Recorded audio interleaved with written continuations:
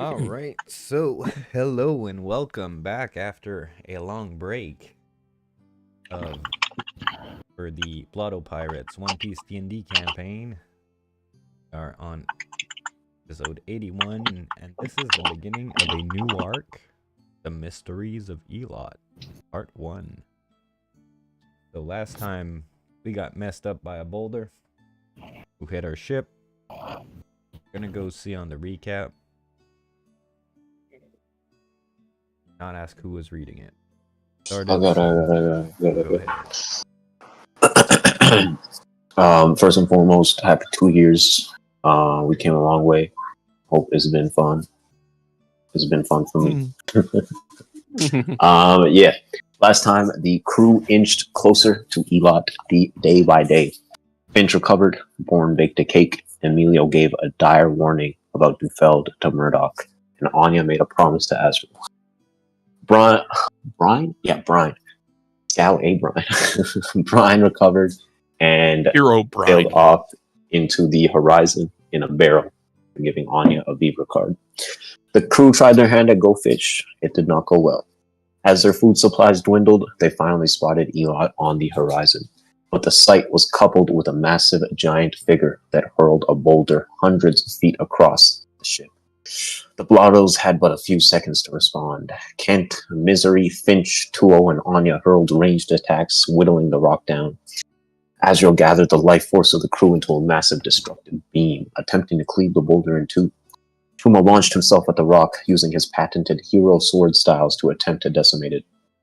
He lopped off a significant chunk, and Yiga backing him up with a barrage of booze-boosted blows alongside Murdoch's mighty lion's guillotine further whittled down the rock.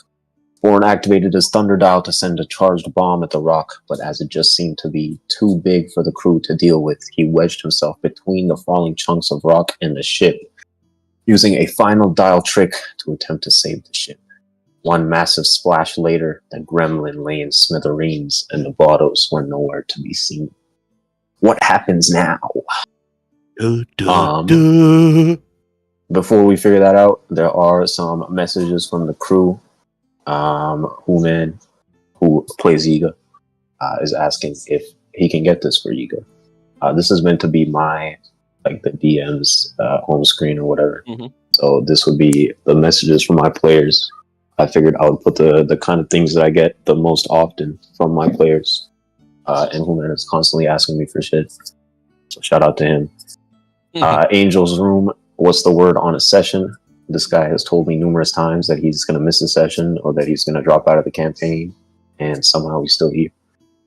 DireRegulus asking if I can send blank art, thumbnail stuff. Monkey D Maze returning after a long hiatus. Good to have you back, my friend. As always, asking me for some items or something. Lucas playing the lovely Onya D. Quinn, saying check out this art, and of course, No Chill Dill complaining. Yeah. True. Okay, so I think we're not going to have a conventional start to the session. Everything that happened after the impact of the boulder has been written out in a series of cover stories. I just put them up. I actually just wrote them. And I figured it would be cool if we all go through narrating what each of your characters did. So we can start. Are they on our current server, or are they on Eternal Dawn? It's in the server, in the Blotto Pirates channel, cover stories thread. Okay. Starts with Aftermath. Aftermath, Bourne. Yeah. Feel free to take the stage. Nobody expected it to become so dark so quickly. Bourne watched everyone pause ever so slightly as the mountain loomed over the ship and plunged it into darkness. The corners of his vision sharpened. He could see Kent leaping up the stairs towards Misery. Finch hurtling towards Tuo as she twisted into her bird form. They were moving too slowly. He had to make a move, buy some time.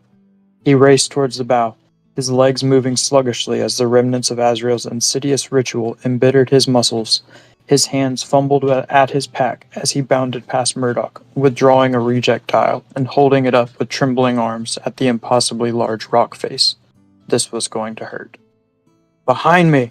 he roared at the crew, planting his feet and bracing himself. Everything seemed to slow down as the boulder neared his outstretched hands. He heard a faint scream as Yiga rocketed backwards over the ship.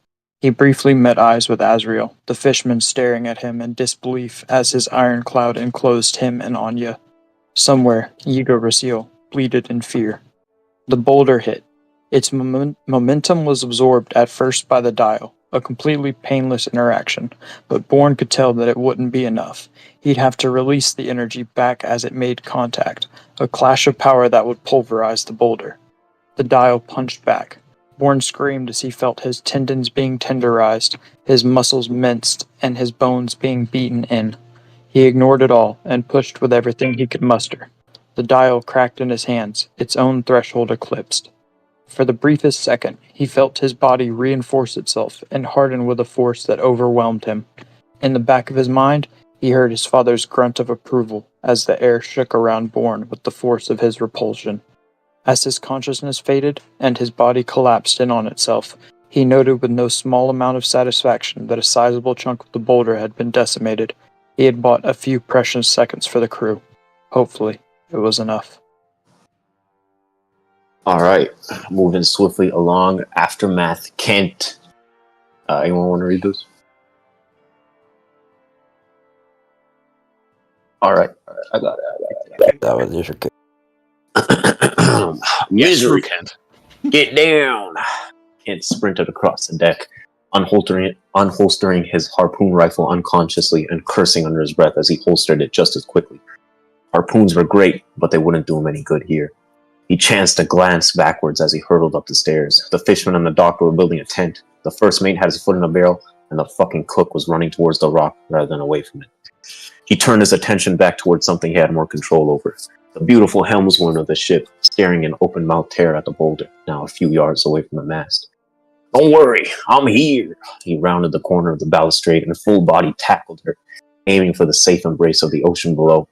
As they crashed into the rough wood a few feet shy of the aft side railing, he realized that he might have misjudged the distance.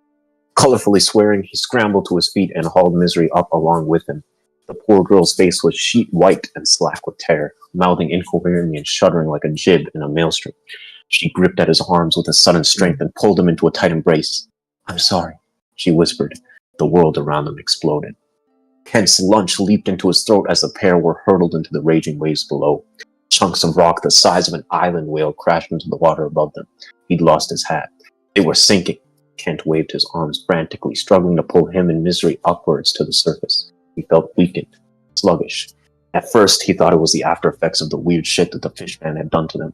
But as the pair struggled to ascend, he realized that there was something else dragging them down. He and Misery looked down in tandem to find themselves entangled with the remnants of the ship's wheel. It encircled Misery's waist, various spokes splintered and drifting in the open sea.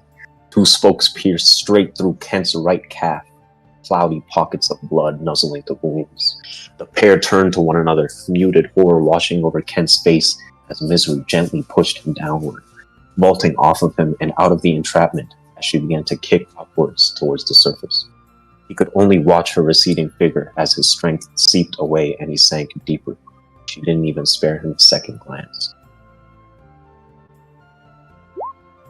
Moving along, aftermath of Finch. She had but a few seconds to act as chaos descended upon the crew. Her senses heightened, she honed in on the one person that she could help. Little Tuo, mouth slack and clutching her dagger in shock. Finch threw herself forwards, the world warping around her as she shrank, wings sprouting from her elbows and her nape truncating and becoming feathered. She summoned every ounce of energy she could and poured it into her speed, the world stretching around her and her ears popping in the wind. In the back of her mind, she realized that something felt different about this transformation. She was bigger than usual, her limbs and appendages working together in a harmonious rhythm that was entirely new. She could see baby Tao rocketing up into the air, chasing after the body of the captain. A splash of wine wafted through the air as Emilio Hoggin's barrel careened into the air. A Finch-human hybrid hit Tuo with the speed of a bullet, snatching her up and speeding off the port side of the ship. Impossibly large boulders crashed into the ocean around them. so large that they looked as if they had been sprouted out of the ocean itself. Spittle and waves peppered the air, but Finch ducked and weaved through it all, narrowly avoiding splinters of wood as the ship caved under the weight of the boulder. She heard a faint screaming underneath her, growing louder as Tool flailed in her arms. She chanced to glance downwards. The girl's eyes bulged out of her head as she looked around frantically. "I can hear them, Finch. Their voices. They're disappearing." Tool pointed downwards, a sleek metal sheet protruding out of the water catching their eyes. It held the spasming form of Murdoch, soaking wet and inert. They alighted on the metal board, riding a raging riptide that roared in the rain. Finch recognized it, a sinking feeling rising in her chest as she checked Murdoch's vitals. He was still breathing, but barely. A greatsword lay next to him, sizzling slightly in the wet air, bearing marks that she had seen before. "This is Chuma's sword," she gasped out, exhaustion catching up to her. "Where is he?" Tool shook her head morosely, her tears indistinguishable from the raindrops crashing around. Gone. Aftermath of Chuma. Angel, by all means. Alright. This is what he had been living for, an impossible challenge, an enemy that couldn't be surpassed or conquered unless he summoned everything he had and poured it into his might. Iroh and Gyatso roared alongside him as he lopped off a chunk of the boulder, his blades cleaving the rock's face in a single brutal slice. For a single instant, he stood taller than anyone else in the world, the voices of his sword ringing through his head and the heat coursing through his veins, eliciting a sense of superiority that was wholly exhilarating. As he crashed into the ocean below, he thought that perhaps he had found himself into a I'm going to struggle with pronouncing this. Can someone pronounce it for me? Fortuitous circumstance. The rock wouldn't hit him. The shockwave would send him carrying backwards. They'd be separated, but he could fish out the rest of the crew when the storm settled down. Then he heard the screams. Yiga Rasia, the ship itself. Born, Yiga. I can't pronounce that. Cacophonous. Collection of excruciation that shocked him back to his senses. There wasn't time to think of himself. The crew needed him. He kicked through the murky deep with a newfound strength, dropping Gyatso as he raced towards the rapidly sinking form of Murdoch. The former freedom fighter was paralyzed in the ocean, the last of his air, escaping his open mouth as he stared unseeingly into the depth. Chuma withdrew Iroh and shook it. "Light!" he screamed in his mind as he stared at the blade with desperate eyes. It stood still, muted. Explosions shook the world around them as the ships crumbled. A beat. Two. It roared to life, lighting on fire and creating a column of bubbles that Chuma shoved Murdoch's face into. It wouldn't be enough. They needed the surface. He kicked upwards, hearing the crew's voice slowly disappearing from around him.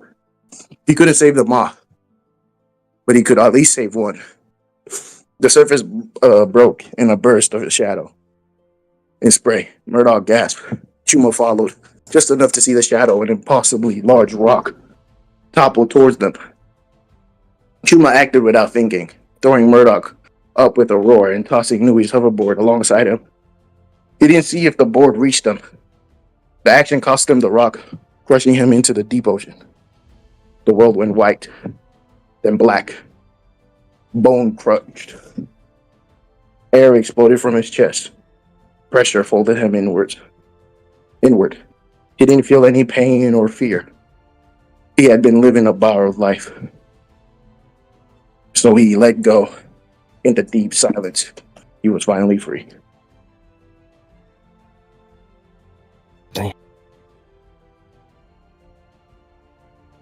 Aftermath of Murdoch.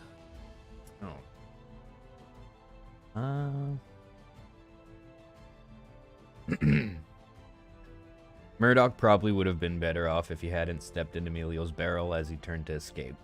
His foot sank into a crimson liquid, wave of lethargy overcoming him as he met eyes with the floating eyeballs in the wine, wide and fearful.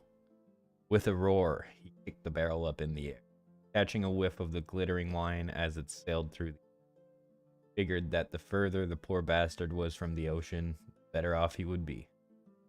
Turned to jump, heeding Bourne's warning to get back, but was a step too slow as the boulder made contact with him. Stumbled and fell into the ocean below, twisting to protect himself from the splinters and wreckage as he plummeted down. Just as he made contact with the surface, his consciousness was yanked out of his body. He found himself in the center of a circular chamber, high-reaching walls of mottled gray stone covered with runic carvings and insidious cracks that a black liquid. Walls reached a vaulted dome ceiling with a glass mosaic of a roaring lion figure staring straight down at him. The murky substance lapped at his feet as he crawled up at the glass. "Big guy, what is this?" The glass creaked and moaned as it moved. Mouth of the lion speaking in garbled and splintering voice. "What concern itself, you have reached the crossroad of death, at my hopes for." The black liquid was at his knees now. Something told Murdoch that it was tied to his own life. "Has to be something that can be done, please." His voice was strong and measured, but held the slightest quaver. Glass shuddered as the lion laughed. "I thrive in war. This is nothing but a massacre. No, your fate is out of my hand. Might you wield place?" Murdoch tensed, liquid crossing his waist, roared in defiance, rage and frustration coursing through his lungs. He wouldn't succumb here.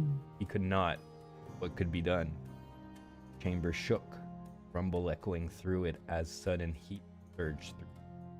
Glass Lion and Murdoch roared in tandem. The black liquid turned a bright red, bursting with energy. "A new lease on life. What will you do with it?" Spoke in tandem, Murdoch's pupils crackling with red lightning. He awoke with a scream, power seething within him as he roared. Finch and Tuo's prone forms were around him on Chuma's hoverboard. They shook slightly, their eyes rolled backwards and foaming at the mouth.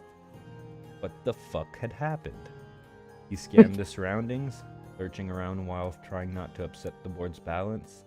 He shook in the rain, aftershocks of the boulder's impact propelling their vessel to the island. His eyes narrowing, could barely make out a pair of humanoid figures in the sky above him. Yiga and Kent, clutching each other and screaming to high heaven. Aftermath of Tuo.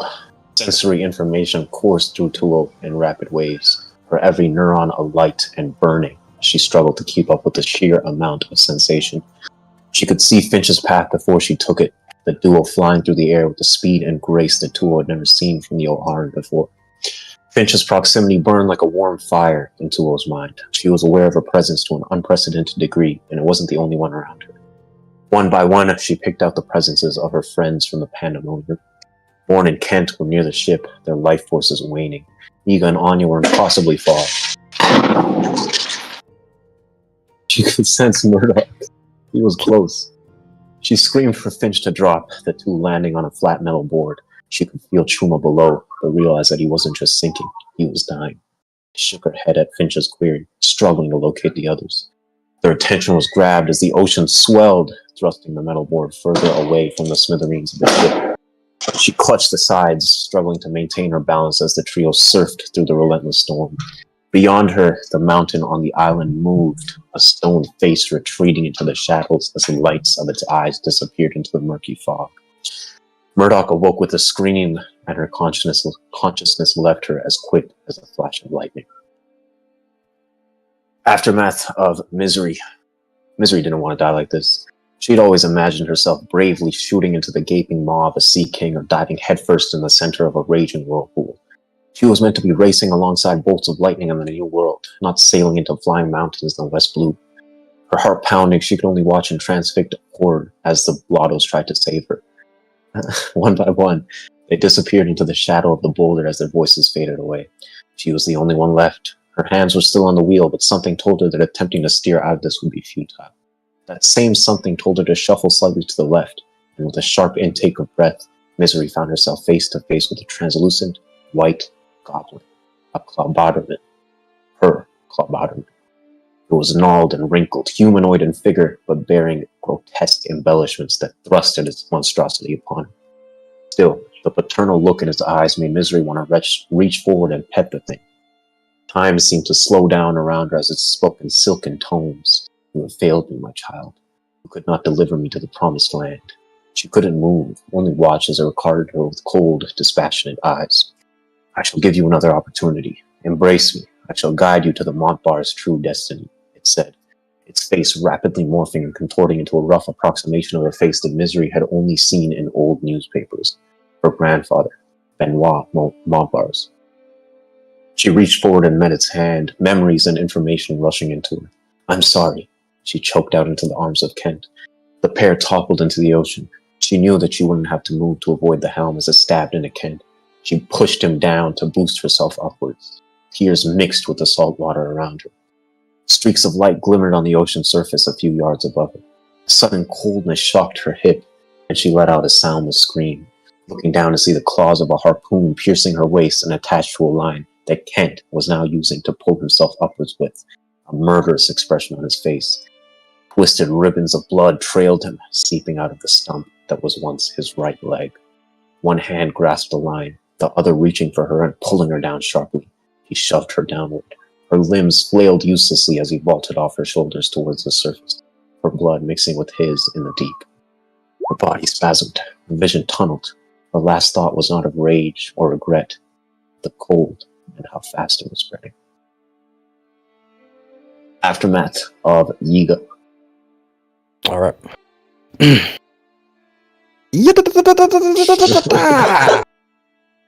His fists were meteors, shattering slabs of stone into dust.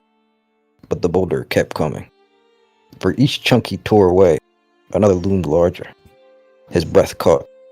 It wasn't enough. Not nearly enough. Blackness greeted him as the boulder slammed into him. It was the worst kind of pain. The kind that he knew he'd be feeling for the next few months, if he survived. He came to, skipping across the ocean like a stone, limbs limp and aching. Every nerve screamed. His ribs were cracked. His left arm hung useless. His clothes were soaked. Water, blood, and wine? Realization struck him as he smelled hog and wine. The same Emilio had been rotting in for the past few days. Somehow the kid had gotten up to him and saved him from the sinking into the ocean. His head jerked as he heard a throaty screech from ahead of him. Baby Tao streaked towards him, its wings tucked low to his body as it dived towards him. He reached out towards the dragon, his hand grasping its claws as it struggled to pull him up, but their momentum was too great. He tucked the dragon close, as if someone was making it out. If someone was making it out, it would be Baby Tao. A thunderclap exploded behind him. Suddenly, they weren't falling, but flying back towards the ship, like a slingshot let loose. He and the dragon were now racing up and back towards the island. He couldn't stop to think what had happened. Baby Tao lurched upwards, holding him by his right arm and flapping up into the air. He whooped, partly with fear and partly with exhilaration. They raced towards the ship. A spot of brown in the sea of black caught his attention. Spotting Kent barely afloat, he twisted midair. The gorge slid free from his back. He swung it down like a wrecking ball, and the liquor forged metal connected. Kent shot upward, limp. "Kent, you alive?" he roared. Baby Tao now drooping as it carried the weight of two sopping wet men. They dropped closer and closer to the surface of the water, the dragon struggling to keep them up until it finally couldn't at all. Yiga tucked it close and wrapped his arm around Kent, the other awakening with a start and screaming into his ear as they hurtled towards the roaring ocean. All right, last but not least, aftermath of Onya. Onya awoke with a start, a slick pain piercing her chest. She was in a crumbled ball of iron clouds, splintered and broken. A spike protruded through her stomach. her blood mixing with the white surface. She had but a second to evaluate the wound before her attention was drawn to her companion. Azrael sat across her, a sick, twisted smile on his face as he watched her. Half his body was crushed, the skin loose and sagging as he peeled his face with 2 arms. The others held the walls of the surface, preventing it from crumbling in on itself. A slit behind him revealed their surroundings, the ocean and sky roaring past them as they raced at high speeds across the surface of the sea. My dear Onya-chan, it's time for you to repay your debts. He held up a glimmering orange gem, a chaos shard. As he peeled off the remnants of his visage, he picked apart his skull and plucked his eye out, crushing it in front of her and swallowing it whole. The shard in my eye now. Onya gasped, struggling to speak with her wound. Azrael, what? He cut her off, his expression twisting in pain and malice. Onya, you couldn't foresee this? It was always you. You will be the one that will make me a god. I will join the ranks of those that oversee the world from atop the red line, the gods' knights. She struggled to fathom the words coming out of his mouth as his speech swelled. By the order of Davy Loans, I command you to fill your contract. Implant this shard into my head. Become the mother of chaos, he screamed, spittle and blood splattering on her. Muted and weakened, she worked in silence, her muscle memory taking over as she cleaned the wound, deftly implanting the chaos shard and struggling to meet the fishman's eye. In a matter of minutes it was done. She sealed up the wound and watched in morbid fascination as Azrael took a deep breath, the very air around them humming with energy. Before she could react, he lurched forward, plucking the piece of cloud from her and sealing the wound with one quick motion. She stared in wonder. It was perfectly done, as if she'd never been injured at all. Now the fishman loomed over her, insidious laughter rumbling through him. The power! I am at my peak, Onya-chan. You truly outdone yourself. He reached forward, caressing her face with a sick tenderness. Now join me. Become my... He was cut off, as the world around them shook. Colors inverted. A sixth sense of vertigo welled up in Onya as she rolled backwards. Azrael was cut off as he winked out of existence. Onya barely registering the event before she was sent rocketing forward. The iron cloud balls shattered around her, forming into wings that clung to her back and carried her forward back towards the ship. She neared the site, sensing Born's dying presence on the ship. Acting quickly, she sent out a slick rope of sludge, cradling his form and rocketing forward. Further ahead, she saw Yiga and Kent hurtling towards the ocean, screaming in tandem.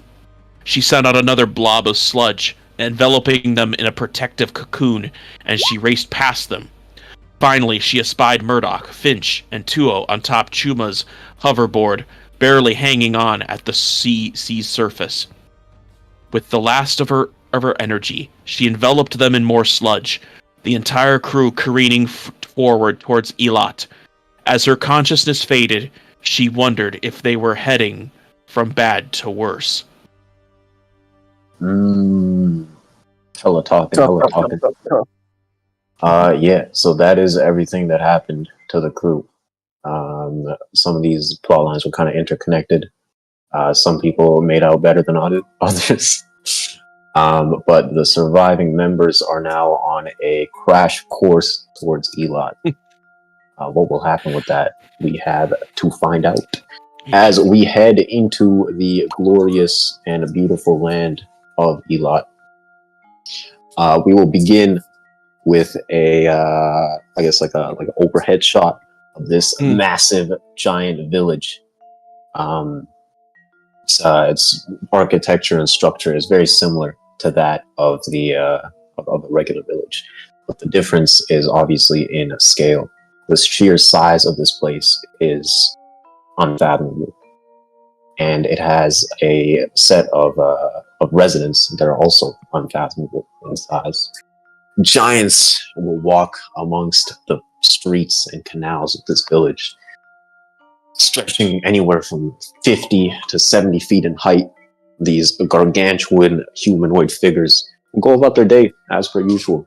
There'll be cheers and yells as people go about, selling wares, fishing, chopping down logs. Everyone seems to be living in a harmonious life. Amongst these giants, amongst these residents, I should say, it's not just giants.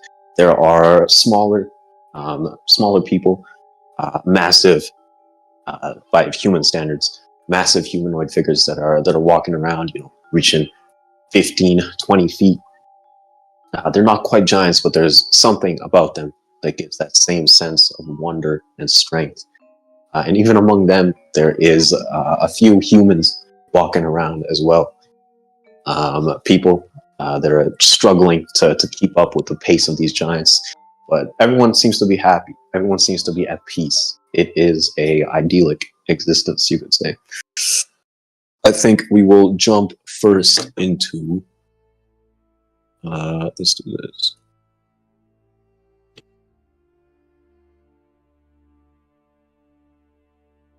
Okay, but we'll start with we'll start near the water. There will be the sounds of sawing logs and hammers on nails and wood as a giant woman, like scratching the side of her head with a wrench, will be regarding what looks to be the chassis of a massive ship, a gargantuan structure, dwarfing anything that anyone in any normal place would fathom.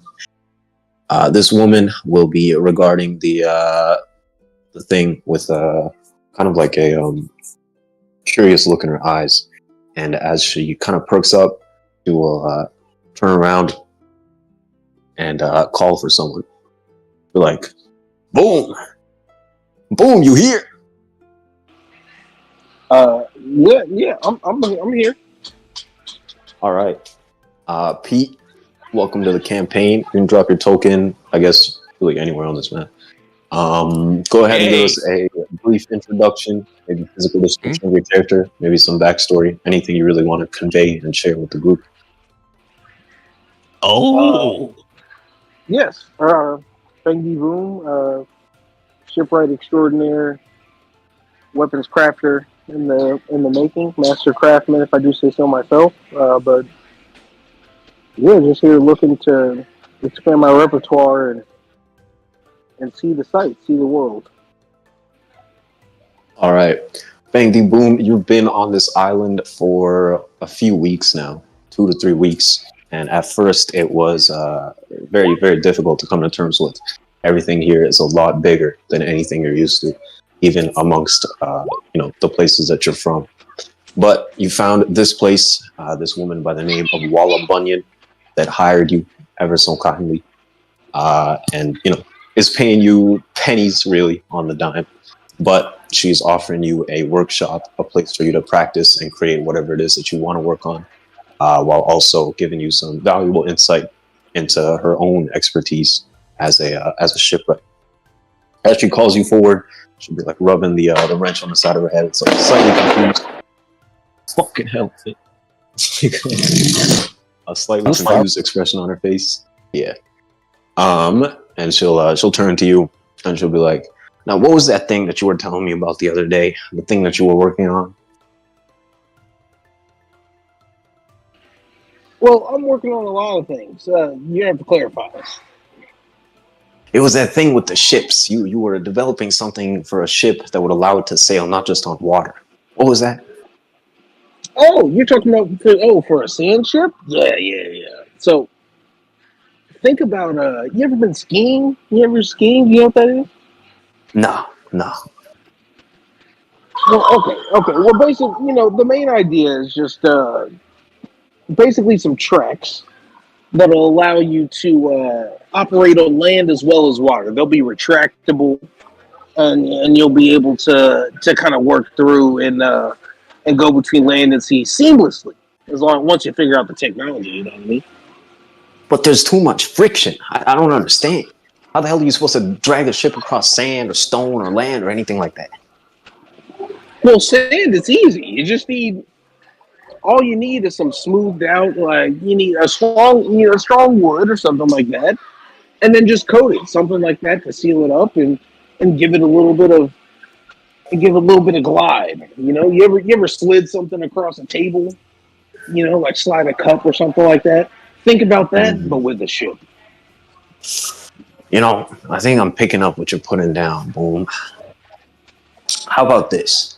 I need something that'll allow me to sail a ship across the surface of magma, of lava.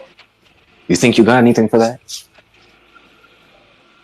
Well, how long do I got? That's the thing. You said across magma? Across magma. I'll explain the details to you later. But we need something that'll allow us to sail this thing, as she gestures at the massive ship, across the surface of magma. Or preferably that will withstand the force of an eruption.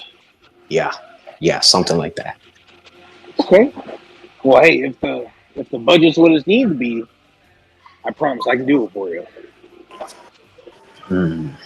Okay. Listen, there's going to be a meeting at the guild hall later today. I want you to come with me. They're expecting some progress on this whole project, and I need to have some good news. Until then, I mean, I'll be working here. You can work here as well. Sound good? Yeah, that sounds good. I'll have to work on some of the gears and stuff like that so it can be retractable. Because, yeah, I'm assuming you want it to be magma and sea, right? Yeah. And maybe something that'll allow you to sail it on the White Sea as well. Okay. It's very complicated, but we got about a year, so we should be able to get it done. Yeah, hey, we got a year, and like I said, if the budget's there, we got no problems. Well, it's not so much the budget, it's the resources. There's only so much Atomwood left. If my damn husband isn't going to start coming back with more, then we're going to be in serious trouble. Well, I mean, I think that's a problem we'll face either way if he can't come back with it. But, hey, let me put the designs together, and we'll go from there. She'll continue scratching the side of her head with a wrench and regarding the mess in front of her. As you trudge off to do whatever it is that you were doing, the camera will shift again. I bet.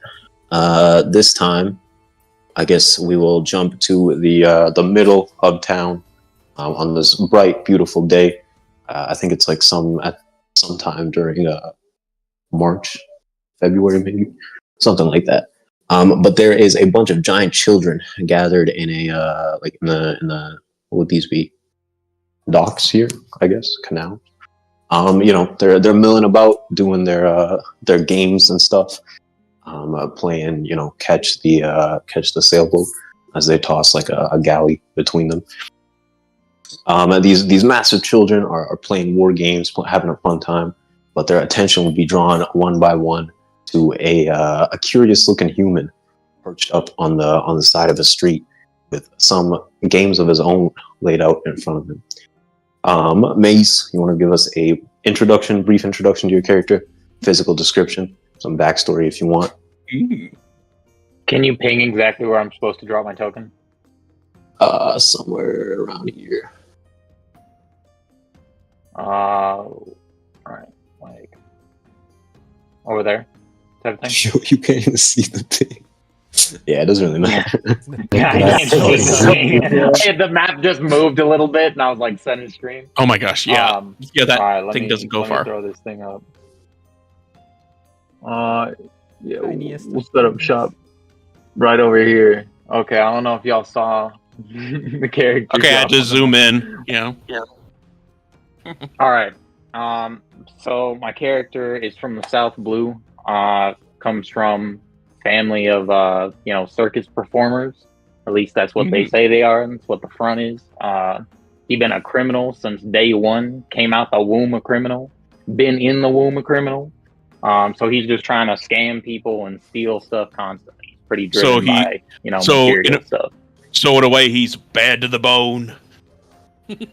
in his blood, generational crime. Mm-hmm. But yeah, he's here with his boy Viridian, who he met like long time ago when they were kids. They grew up together, so should be around here somewhere. Yeah, he's just out here looking to make his fortune off of anyone's pockets who are a little bit loose. All right, what kind of game would you have? What kind of scheme would you have set up on this auspicious day? All right, he'd probably be doing a little three cup trick. You know what I mean? Find the bean under the cup, win your prize. It's a game of skill. He's got his tricks for it, but that's what he's setting up. All right. As you do the tricks once or twice in front of these kids, they'll be oohing and eyeing, and you'll eventually have like a small crowd kind of gather around you. At one point, someone will be like, "Listen, man, the trick's cool and everything, but it's too small. Can you do it with these barrels?" And they'll gesture to a set of barrels nearby that are at least 3 times your height. Mon ami, how do you expect me to get up there? I cannot move these around very fast. And what am I supposed to cover them with? What, my body cannot cover them? No. You have big eyes, I know you can see well. You have quite the luck on you, sir. I can see an aura about you. So why don't you test your luck? Get real close. You will 33% chance, even if you try. Even if you guess. These people will be looking back and forth. Some of them will be like, he's making a lot of sense. I mean, we just got to look at the thing. And the other ones will be like, I can barely even see the guy. I can't even see. What is he talking about? What cups? But someone will kind of shoulder the way through the crowds. This is a human, regular size, about your size. A tall man. He's blonde. He's kind of well built. And he's got like a scruffy beard. He'll give you like a small up and down, and then be like, "I'll bite. What do you got?" So it is quite simple. You wait a few minutes, you keep your eye under the cup. I put the P under the cup, you keep your eye on the cup, you keep your eye right there. I move the cups around, you see if you have the quickness of the eye, alright? You point to the cup, you win $50. Only $10 entry. No, you 5 times your money. Berries. I got 10 berries somewhere. Yeah. Alright, here you go, kid. Keep my eye on the cups, alright? He'll kind of lean over, looking at the cups with an intent eye. There'll be a slight twinkle in his eyes. He seems to be enjoying this. Alright. I'll ask for a... do you have proficiency in gaming tools? Let me see. I don't think I have proficiency in gaming sets. Alright, then I'll ask for a deception or sleight of hand check. Your choice. DC will be 17. Alright.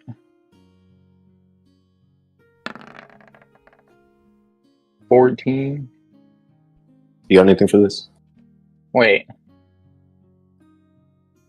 No. Let me see. I don't think I do. Alright. As you're definitely shuffling around the cups, this guy will be watching with eagle eyes, and not so much the cups, but he's kind of watching you, watching how your hands are moving. And after you've done your little show, without missing a beat, he'll point at the cup with the bean in it. Be like, come on, surely you got something better than that. It was too easy. Are you quite sure, sir? You want to go on that one? Are you sure I didn't move it? I'm trying to like really give him a shakedown, see if he's confident about it. Oh yeah. Listen, I won 50, right? Throw that 50 back in there, and then throw another 100 berries in. And I'm gonna try and get away with. I can't let 50 berries go. So I'm gonna try and use my devil fruit to teleport the P under it. So I don't know, like without him noticing. All right. This is how I get my scams. You can't win. He will reach forward and grab the glass or the cup revealing what should be the bean underneath it. But as you make that quick, there's like a little blipping sound that almost no one can hear. You will see or he will lift up the cup and there will be nothing underneath. He will pause for a minute as everyone kind of looks over. They'll be like, "Is it there? Did you get it? Did you get it?" And then he'll throw his head back and give a great laugh. Like, "I'll be damned. I was wrong. I was wrong. I was wrong. This kid's got more than me. See, I like play a fair game, no? I don't know about fair, but it was entertaining, and that's what counts." He'll offer you a hand, and he'll be like, "What's your name?" Joko Balnades. It is a pleasure to meet you. "Pleasure. Name's Murdoch. Orson Murdoch." With that, he will give another laugh and walk off. As he leaves, you'll see the people are looking at him. Some curiously, some with like a little bit of respect. It seems like this is somewhat of someone in town. Wait, as he's walking off, I want to call him. Hey, Murdoch. Have you seen a dear person? That is the best I can do for you. He is my brother. Dear person. Can't say I have, but I think I smelled something. Maybe near the forest. If you find you two are new to town, correct? Yeah. Relatively new. There's but a I town have moved meeting. to many places. There's a town meeting tonight. Everyone is welcome to come, but it would be of interest to you to be there. Some very important things are going to be discussed. You and your friend, the deer. Very important things mean very important people. And very important pockets. He'll like say under his breath. He'll give a nod and then walk off. And as you continue doing your scams and pressing the audience, making a couple coin here and there, the camera will swoop up and flash off once more. Yeah. It will zoom through the streets, ducking through people and giants and everything in between, until it lands upon a curious-looking fellow. Angel, you want to go ahead and give us a brief introduction to your new character, maybe a little description, and then give us what exactly you doing here. Wait, where am I exactly? That's up to you. I don't know where you want to be. So I'll be in the foresty area, I guess. Looking for shit. My character's name is Wildwood Viridian, and he is an antelope mink. He is on Elat searching for plants, herbs, spores, fungi, all kinds of things. I would say right now, that's probably what he's doing in the forest. Nice. Surely there's a great system for you to work off of. All right, Viridian, you are, as you prefer it, in your element, doing your thing, working with quick, methodical, efficient work. This is truly where you thrive and where you hope to, make your livelihood. You've been on this island for almost a week now, and you haven't really had a chance to go out and explore and extract the fullness of this forest and everything. When you reach the outskirts of town, every time the guards will tell you that you shouldn't go too far into the forest, that it is incredibly dangerous. But bit by bit,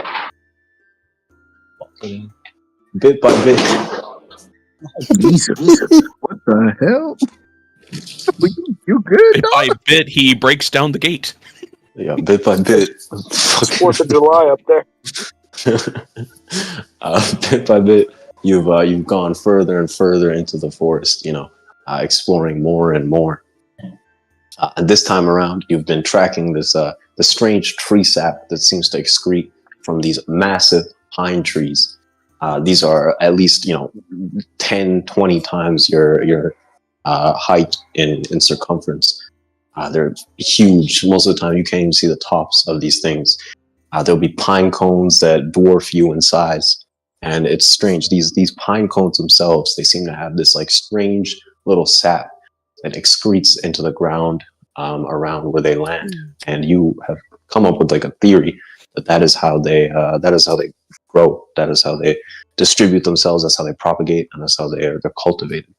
And now you are attempting to extract some of this sap for further study, for creating something out of it, whatever it is. I'll ask for a what was it? Herbalism tools check. Yeah. All right, herbalism kit.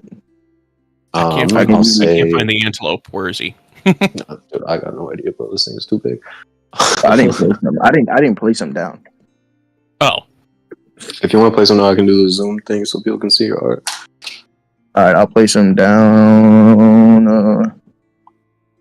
up here, and I'll ping them. I thought you said you had left the gate. The gate is on the bottom of the map. There's a gate on the right side as well.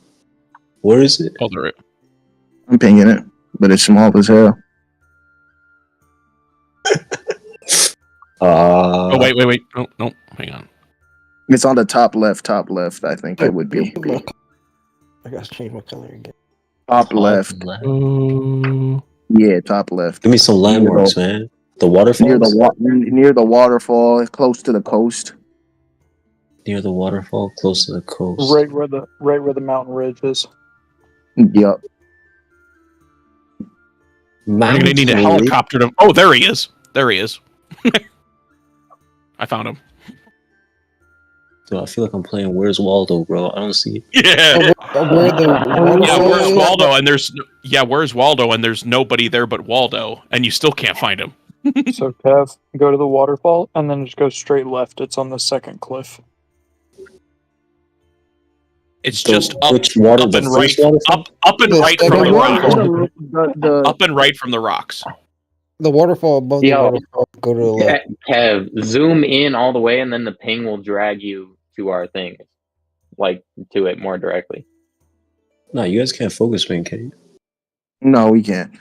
Okay, hang on. Do you see the waterfall? Okay. Oh yeah, we can make a fucking ruler for that bitch. Oh, see this shit? Right there. I see it. Let's go. All right, y'all see the art? Yeah, I saw it. Yeah. It's kind of underwhelming, honestly, for all the work that we did. He showed me it before. Yeah. All right. Yeah. So you are attempting to extract this strange tree sap.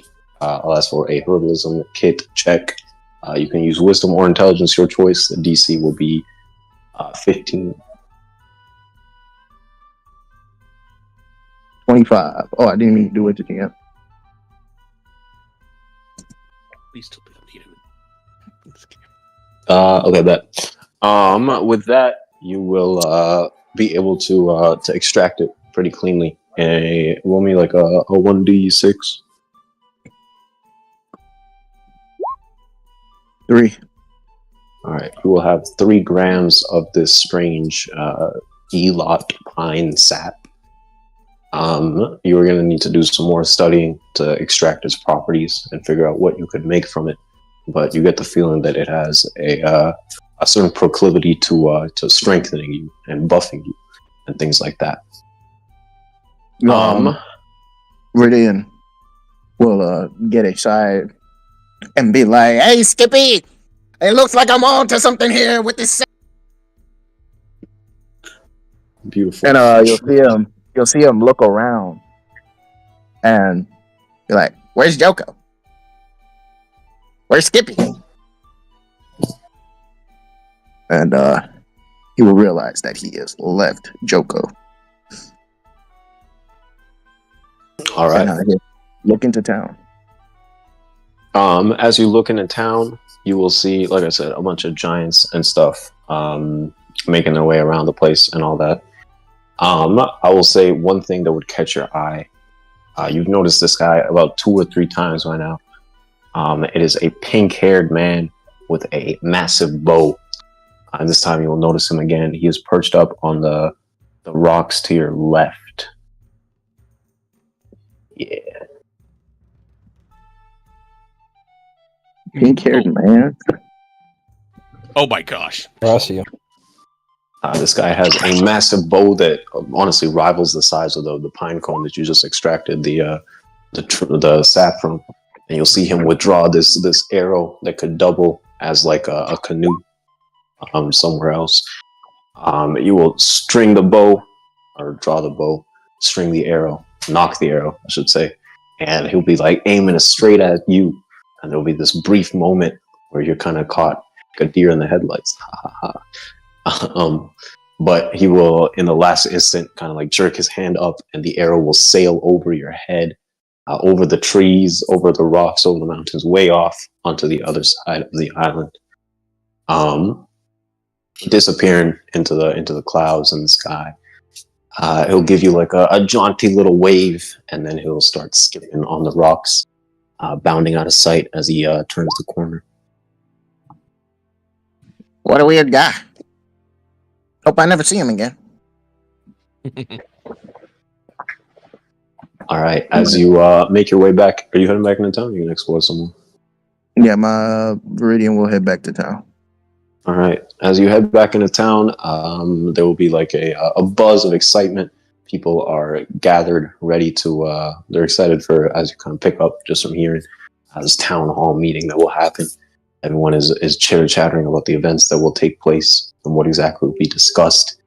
It seems to be a very important event for the people in this village on this island. And there will also be a sizable crowd that you track, and you'll see like people chatting about this human in town that's playing these fun-ass games. I fooled a man by the name of Murdoch. And people are, really loving this person, even though that he's been like steadily just taking all their money. In the back of your head, you make the connection that is obviously Joko. Can I ask these guys about this? What is it called? Town hall meeting. Town hall meeting. Can I ask about it? Yeah. As you kind of catch some people, and talk to them, they'll be like, "Oh yeah. Town hall is very, very important. We only have these once every 3-4 months, and every time something crazy goes down. Last time, the chief fell asleep in the middle of her speech. Can you believe it? We all started stacking porridge bowls on top of her head. Guess how many we got on her head."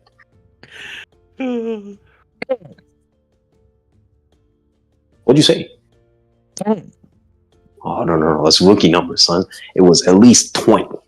And then she woke up, and we were cleaning up porridge for a few days. Yeah. But it's always a fun time. Always a fun time. This time we're discussing how the hell we're going to get off this island before it is destroyed. So yeah, should be fun. I got a question. I got a question. Is there any money that gets invested during these town hall meetings? Because I got a few things that you may be interested in investing in. Well, I mean, I don't really have much money to invest. I'm just a regular old fisherman. But there's a house on the west side of the village, the northwest side. A very, very rich man lives there. In fact, most of the rich people in this village will show up to the town hall meetings. But that guy in the very west, he's an exceptionally rich man. He used to trade back on God Valley, before the whole thing. So he made his money with a bunch of rare materials and minerals and ores. He's been sitting on wealth for a long time now. He could probably be a good investor. Yeah. I wanted to go to God Valley before it was destroyed. I heard it was very resourceful. I never been, but I heard it was a nice place. Those damn pirates tore it apart, though. You're not a pirate, are you? I'm an alchemist. An optimist? Me too. That's not what I said, but nice to meet you. Nice to meet you too. All right, What's see you your at the name? meeting, my friend. Oh, my name is Oiko. Oiko. My name's Viridian. Nice to meet you. Nice to meet you. Anyway, I heard you talking about this this small man, doing these tricks on people. Yeah. It's about the same size as you. Can you point me in the direction he's in? Middle of town. You can't miss. We got a whole huge crowd around. Thank you. Appreciate it. All right. And then we'll head off to Joko. Okay. You two will eventually find each other. Like I said, again, it's been about a week on this island. You guys are still getting your bearings. You're not quite sure how you ended up here. But you both have your own objectives and things to do. And it seems like there's some interesting stuff going on this island. I'll give you guys a chance to talk and discuss. I'm gonna go take a piss. Viridian, my brother.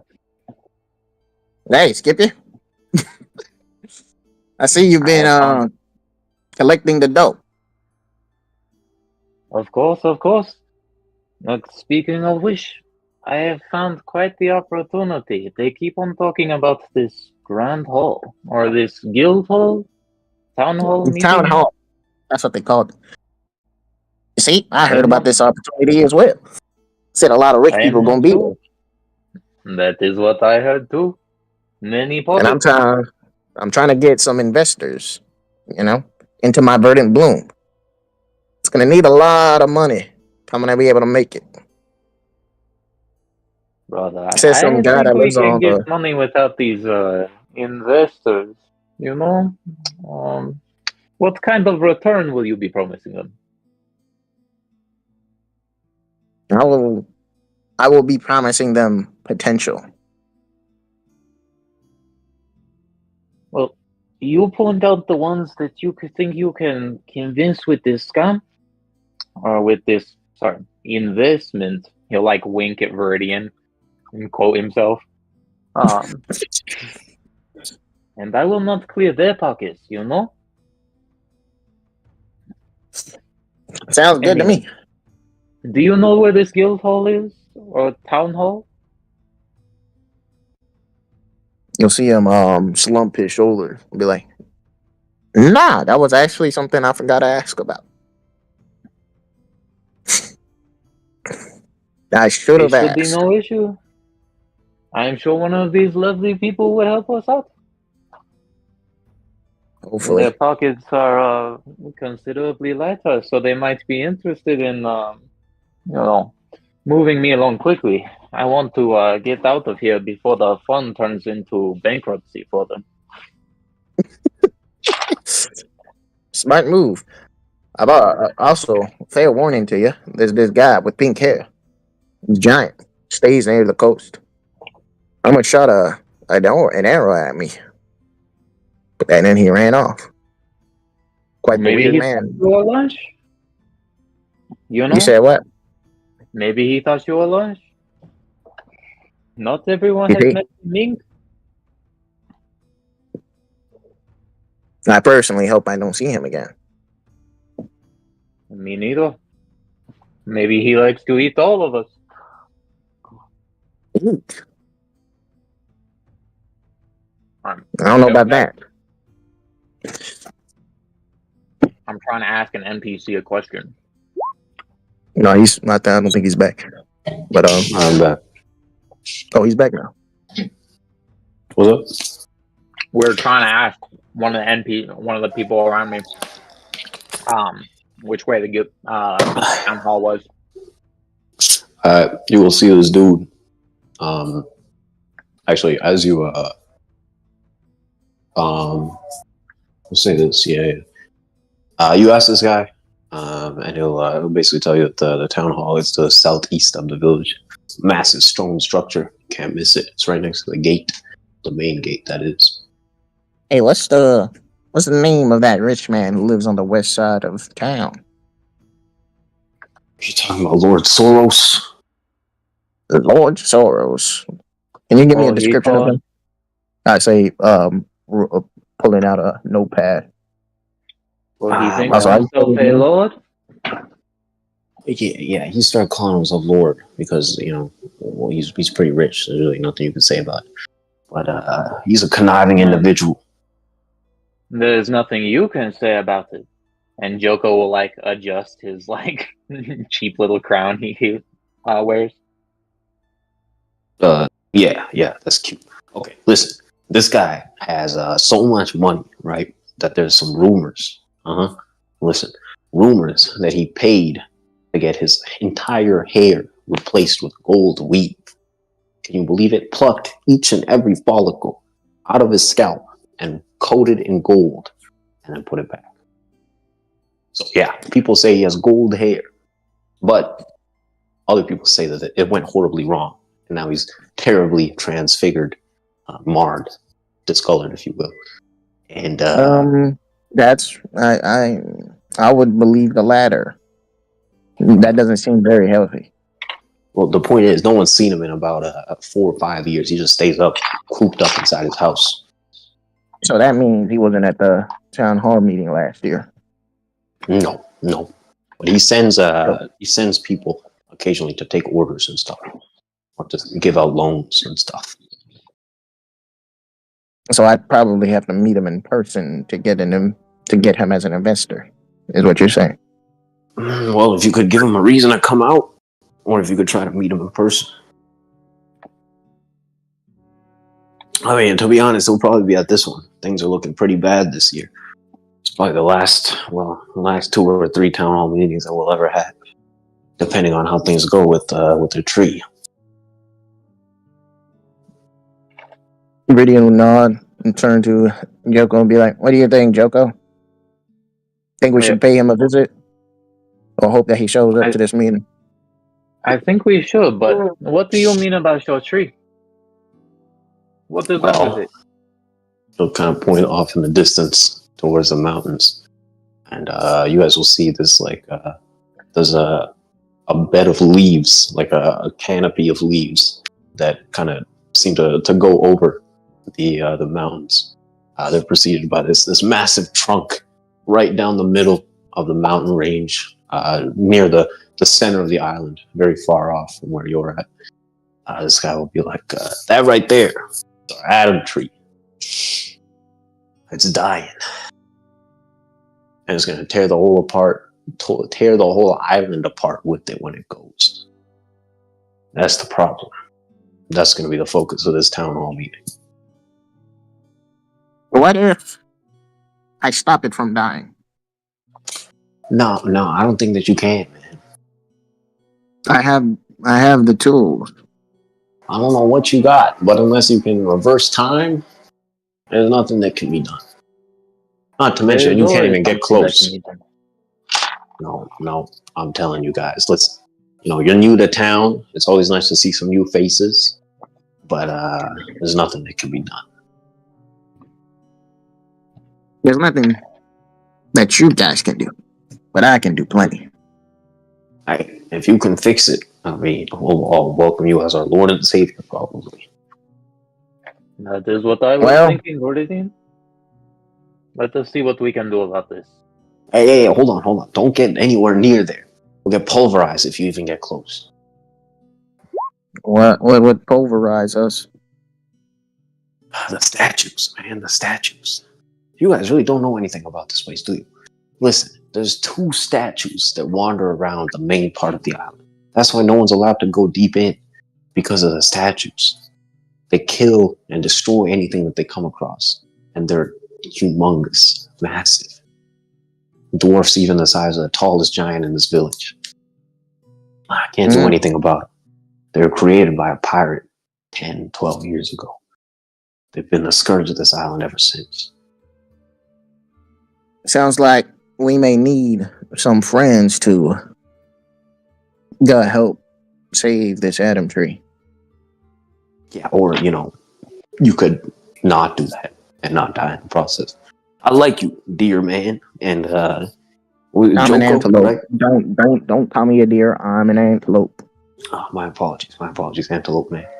And Joko, I mean, Viridian. Rob. Viridian. Right. No, I'm he talking was talking to me. Yeah. yeah. That guy. The last guy that you scanned, he owes me like 20 berries. So I liked it. I like to see it. Oh, he shouldn't give you his 20 berries before gambling away the rest he has now. Anyway, I'll see you guys around. Yeah, see you at the town hall meeting. He'll turn around, start to walk away. There'll be a scream that will permeate the air, a very high-pitched scream from near the docks. You guys will see like a lot of the giants will perk up their heads. A lot of the others will perk up their heads. Immediately start running towards this commotion. Are you guys going with? Yeah, The docks like Viridian. down here. We'll say. Where did I hear it from? I guess okay. So you guys are here. Yeah, we'll say like right here. Oh fuck. Down and to the right. Down and to the right. Where that crane is. All right. I see.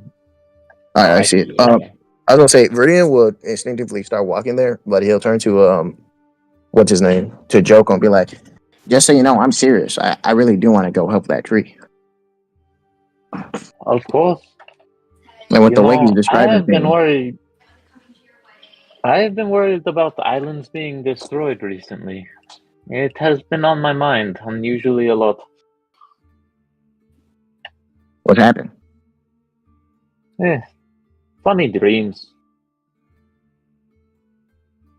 And he'll just kind of like brush it off.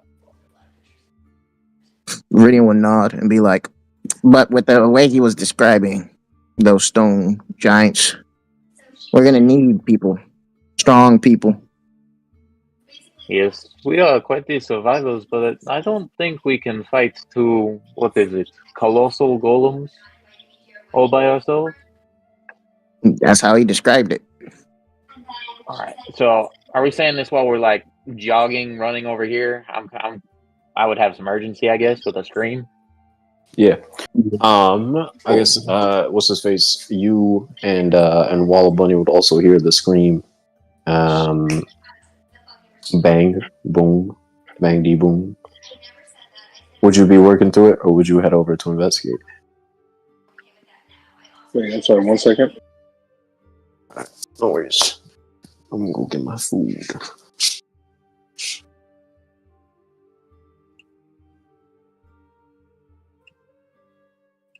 I just hope no one has died. Would I be doing what now? He want to get some food. Oh. It sounded like bloody murder. Bloody murder sounds good to me. But he did ask.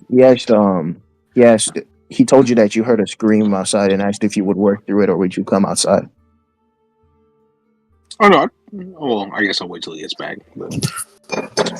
He back, I think. No. Yeah. Are you gonna work through it, or are you gonna go outside? What the hell? I'll go outside. I bet. Okay. So you guys all kind of rush over to the dock area. Again, right about here. What is it? Right about here. X marks the spot. I should do circles. Where's right about there.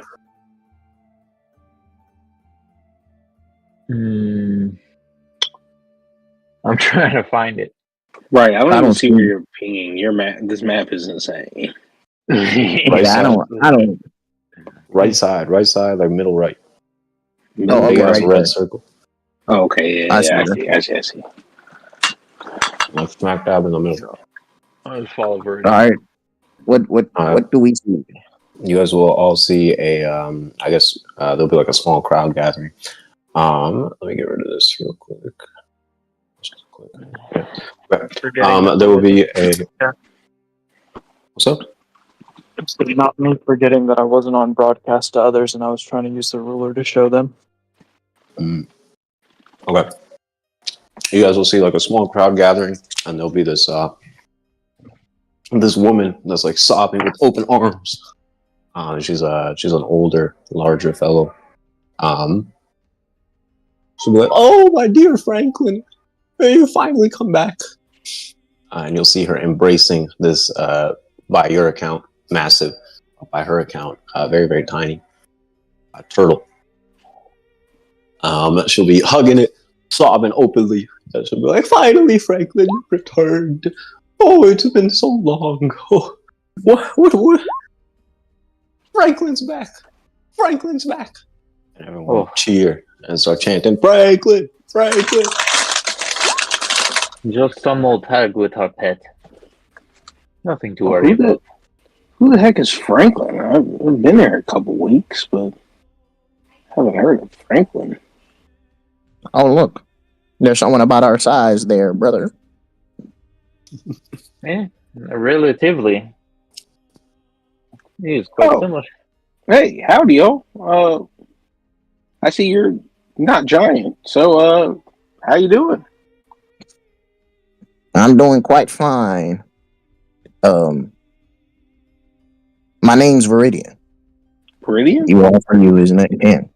No, yeah, I'm Bang D Boom. Nice to meet you. And do you prefer Bang or Boom? Boom. All right, it's nice meeting you, Boom. This over here is my brother Joko. Joko? Joko will take off his crown and do a small bow. Joko Wait, brothers related brothers or really good friends? Because we simply grew up together. Grew up together. Interesting. Are you a deer? No, I am an antelope. Okay, is that a type of deer?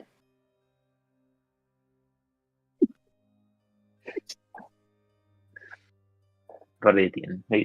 Many people do not understand. My character would just laugh at that and say, "No, I am not a type of deer." Oh, okay. Well, hey, whatever. Haven't heard of antelope before, but nice to meet you, I guess. But this place isn't super welcoming to people who aren't, giants. What brings y'all over here? Well, resource, money, power. We seek to get to the top of life. This is just another stop on the road. How about you? You're not a giant. Well, I'm doing what you could call some contract work, I guess. I'm a shipwright by trade. But... Shipwright. Yeah. Work on ships and the like. You'll see Barbarian will turn to Joko and be like, "Joko, we might need a ship."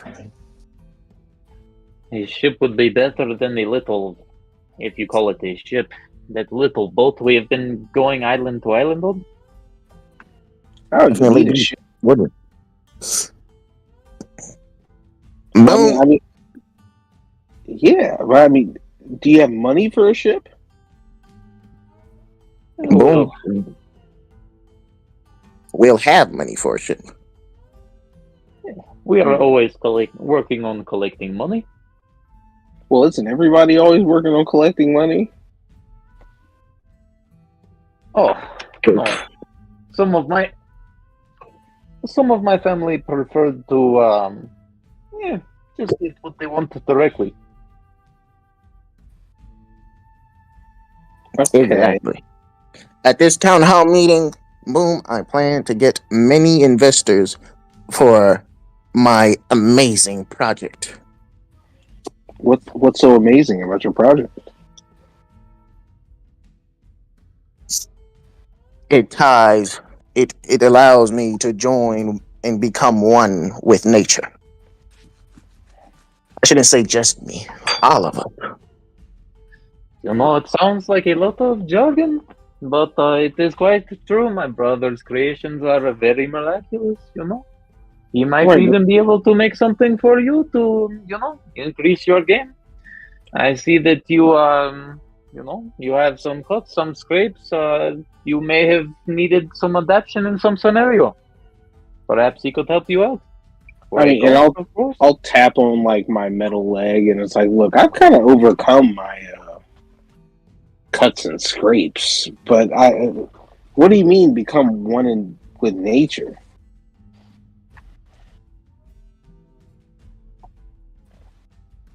I mean, wait, what how's his voice again? I mean, accelerating the evolutionary process.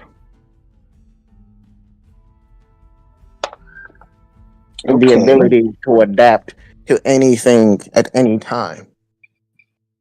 Something that would allow us all to ascend to godhood. Right. Change, my good friend. Is that not how we get through life? Resources and change? I mean, I guess. But hey, from the outside looking in, if you're like trying to pitch us at the town hall meeting, I might polish it up a little bit because it sounds a little sketchy, I'm gonna be honest.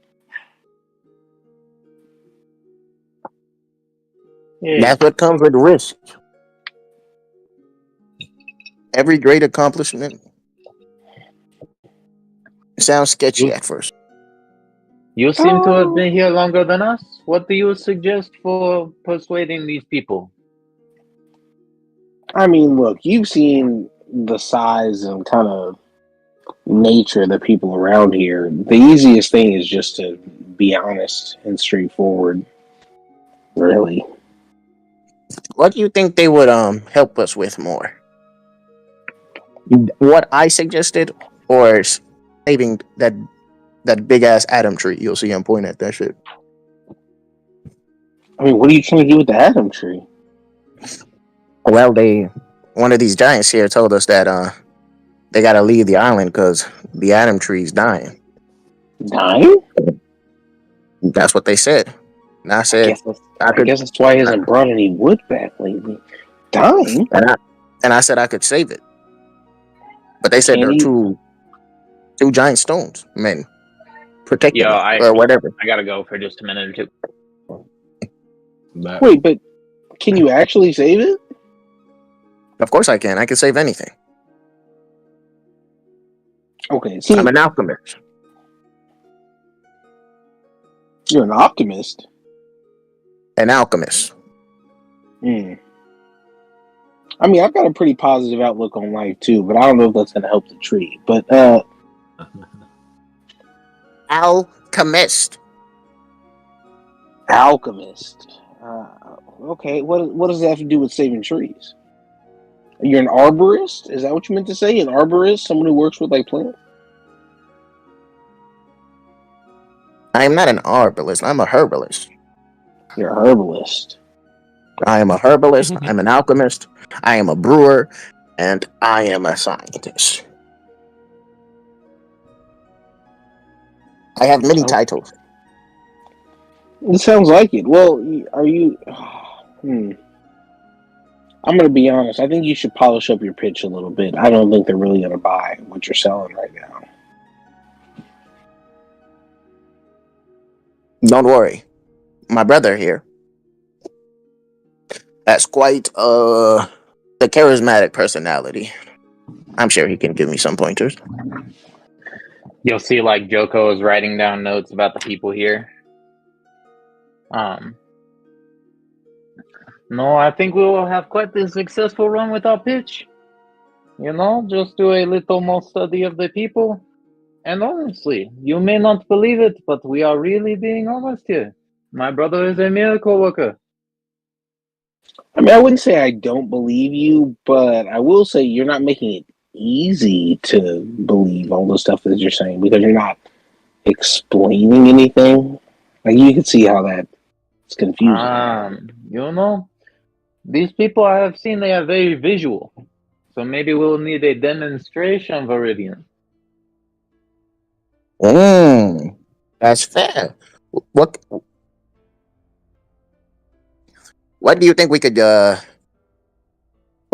use as a demonstration? Well, I do not want to be sad. So maybe you could do that? Show them how well your evolutionary traits work? I mean, how else are they supposed to believe us without a live demonstration? Wait, did you say you're gonna stab him? What does that have to do with fixing the tree? What? Oh, no. See, he can evolve. He is a creature. We will apply it to the tree. We will fix the tree. We fix the antelope. We fix the tree. You see? We just scale it up. Speaking of, you're right. I don't know. I haven't given you an explanation on how I'm gonna save the tree because I don't know what's killing the tree. Viridian will now begin to ponder, and he'll try to talk to a random giant and ask them if they know about the Adam tree and what its current situation is. So you can get it to evolve through it, no? Of course. I mean, hey, look, guys. I can't really tell you too much about the tree, but if you end up needing a ship, I'm your guy. Or weapons, items in general. I'm pretty handy. So you need a How are cannon. you? You guys have uses for cannons? You'll see him be like, maybe, but how are you with destroying large beings? That's like my favorite thing to do. Destroy large beings. Like blow them up. I can do that. Blow them up. You'll see Viridian with a smirk and be like, how about you join us on our journey to save the Adam tree? Wait, but There are some gargantuan beings you could destroy. wait, but what beings though? Everything on this island is gargantuan, so I can't blow up everything. Hold up, Stone my friend. beings. My brother has not explained quite fully. We have found out that there are these, you know what the golem is? A big stone robot? Yeah? Apparently there are two of these guarding the tree. And so no one can go to the tree to help make it healthy or stop it from dying or whatever is going on with it. So we have to defeat these things or get past them. We will need those big guns. Wait, but who put the golems there? We are not. Oh, wait. A pirate 12 years ago. That's what they said. A pirate put golems in front of the tree, so now you can't go heal the tree, even though you know how to heal the tree. Well, I kind of need wood from that tree, so I guess it would be bad if it just died. Yes, I mean, a shipbuilder, what can be better than the Adam wood? No? How about this? You come with us and you can claim as much Adam wood as possible. I am sure the giants would not begrudge you that.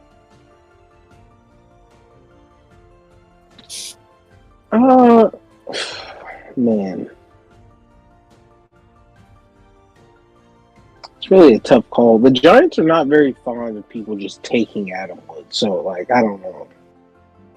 But they cannot have any themselves right now? What is better? Their saviors taking 10%? Or them having none? Well, how about this? If the Giants agree to let you try it, I'll go with you, and I'll bring some stuff to help blow up the golems, I guess. That's good to hear, my friend. Will you come with us to the town hall? Present a united front with us? I mean, I don't know about a united front, but I'll definitely come watch. And that is enough.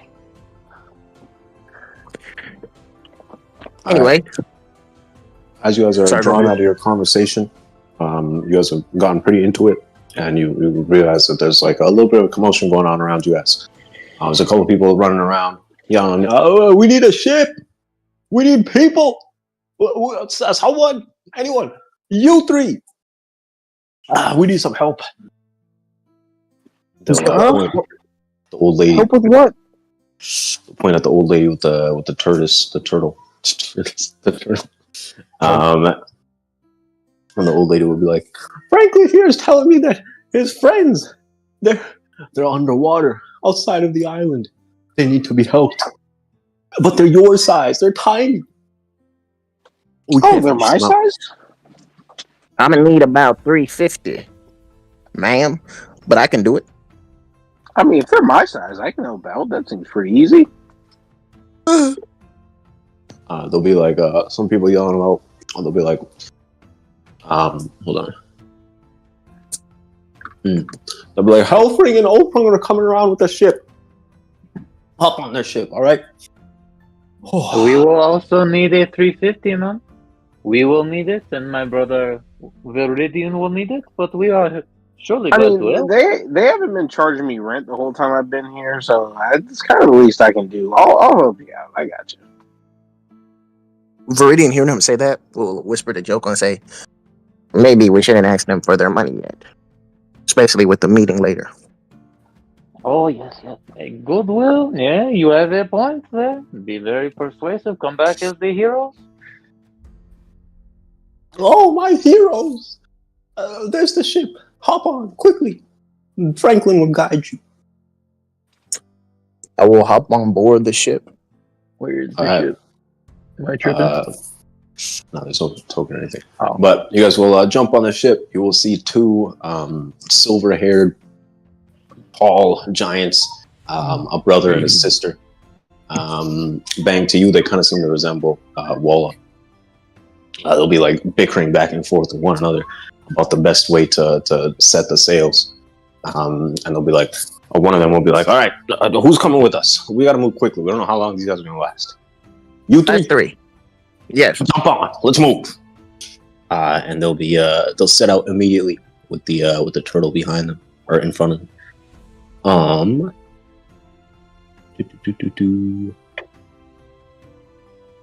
love this map. Chop. Damn, that's a tough ass map, dog. Well, yeah, I mean, token. Yeah, man. All right. So the turtle will guide the ship. You guys can drop your tokens on there. The turtle will guide the ship, kind of a ways out of town. The whole time, this brother and sister duo will be going back and forth with each other. They'll be like, listen. You're supposed to the mizzen mast, all right? It's this one right here. No. It's the one back there. You gotta secure the. Hey, you small guy, can you untie this knot for me? Yes. Nice. I don't know what I'm saying. You don't tie it up to this. You tie it up to that. And they'll both kind of like collectively turn to the three of you, and they'll be like, "Do you guys have any experience with sailing ships?" Well, yeah. How do you think I got here? But what are you guys trying to do? We're training, man. We're gonna sail a ship all the way to Elbaf, so we need to be ready. Okay. But nobody's training you? Nobody's like trying to teach you anything? You're just winging it? I mean, these guys are all pussies. And they're like, "Oh, we're not gonna go all the way there." But Mom's telling us she's gonna figure out a way for us to be able to ride our ship straight out of here, and we're gonna go to Elbaf. I'm telling you. Ride your ship straight out of here. Okay. And what'd you say your mom's name was? Walla Bunny. Oh, well, no wonder you guys look so familiar. She's actually been real nice to me. Oh, you know Mom? Me out. Yeah, she's real cool. That's nice. Has our dad been around? I haven't seen him in a while. He's been out looking for Adamwood, but apparently there's a problem with the tree. So, but anyway, you tie, and I'll point them in like the right direction to tie their things. I was like, yeah, you tie that right there, and you'll tie that right there, and you should be good. We're gonna need some bigger knots on our boat. Oh man, okay. The ship will continue sailing, but we're getting a little bit out of the range of the island, and they'll both kind of perk up as they look fearfully at the coastline. And they'll be like, okay, let's not sail too far from the island. We don't want to get crushed by a rock or anything. They'll look over the edge, and they'll see that Franklin is like swimming around. And they'll be like, all right, yeah, I think this is a spot. There should be some nets below deck. I guess let's go fishing for some humans. What do you mean, go fishing? Why can't we just...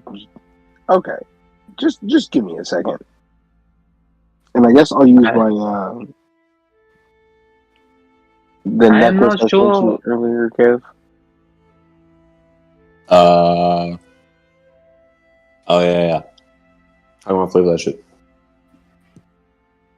Well, it's basically just a piece of that coral that does like the bubble thing or whatever that I kind of like tied into an amulet. It gives me like just enough coating to surround my body. Oh, it's based on like, coating? That's tough. Yeah. And I'm just gonna like kind of tie a rope to myself and tie it to the boat and just jump in the water. It's like, well, let me see if I can see him. All right. You guys will see Bandy Boom pull out this like small piece of coral and pop a little bubble that he sits atop his head like a helmet that someone with extreme importance would wear. And then he will tie a rope and swiftly jump off the side of the boat. Go ahead and give me an investigation check as you're down there. It's like DC 15. Oh, that's not good. Is there any way any of you guys will be able to help? I mean, I can re-roll with my inspiration. I think. Shit, if you got it, you got it. Yeah, I guess I'll have to use it on this one. Because that's bad. Ooh. That's not even that much better, but it is what it is. Alright. It takes you longer than expected to spot anything. You'll notice that your clothes are kind of soft and wet. But you will spot what looks to be like a green chunk of some kind of like ooze or slime or something, a little bit below the surface of the water. It's kind of cubical in shape, and there's like some murky figures that are embedded inside there. It kind of looks like a big block of jello just sitting in the water here. One of the siblings will reach over the kind of like lean over the side of the railing and be like, "You spot anything?" I'll kind of pop back up and be like, "Yeah, they're stuck in something. I don't know what it is though. It's a big block." A block? Yeah, they're kind of floating in it. It's like a green thing. I don't know. A green. What the fuck? Hold him up with the net. Let's do it. All right. Look in the direction. Boom. Are you sure that people are inside there? Maybe it's just whale snot. What? Yeah, whatever. No, bring the net over here. And he says whale what? Okay. He's got a point. Island whale snot is massive. I know, but I can see the people. Well, maybe the island whale ate some. Just throw it. All right, heave. Oh! And they will toss this massive net over the side of the boat. And after some tugging and pulling, everyone working in tandem, I'll ask for strength checks from the two people on the ship. Or not strength, athletics checks. I'll say you need a combined DC of 30. 30? Yeah, like you add your two checks together. Is this with the Giants? No, this is just you two. All right, my character is gonna immediately. No, you add your roll like a 19 plus whatever you get, man. To be 30. Bro, my athletics is this. Oh shit! You just gotta roll a 10, bro. Damn. I'm gonna lock in. All right, bro. All right. Heave and you hold and you pull and you push and in no time at all, you guys are able to collectively grab this chunk of sludge. As it like makes contact with the air, it will start to evaporate and it will release a bunch of individuals inside. About what would it be? 7 people in varying states of disarray. One of them is missing an arm, one of them is missing a leg. A few of them are like covered in scrapes and bruises. They're all sopping wet. Most of them are unconscious. You guys can all drop your tokens on the ship here. Yeah, I'm gonna climb back onto the ship. There's like a little lizard in there somewhere.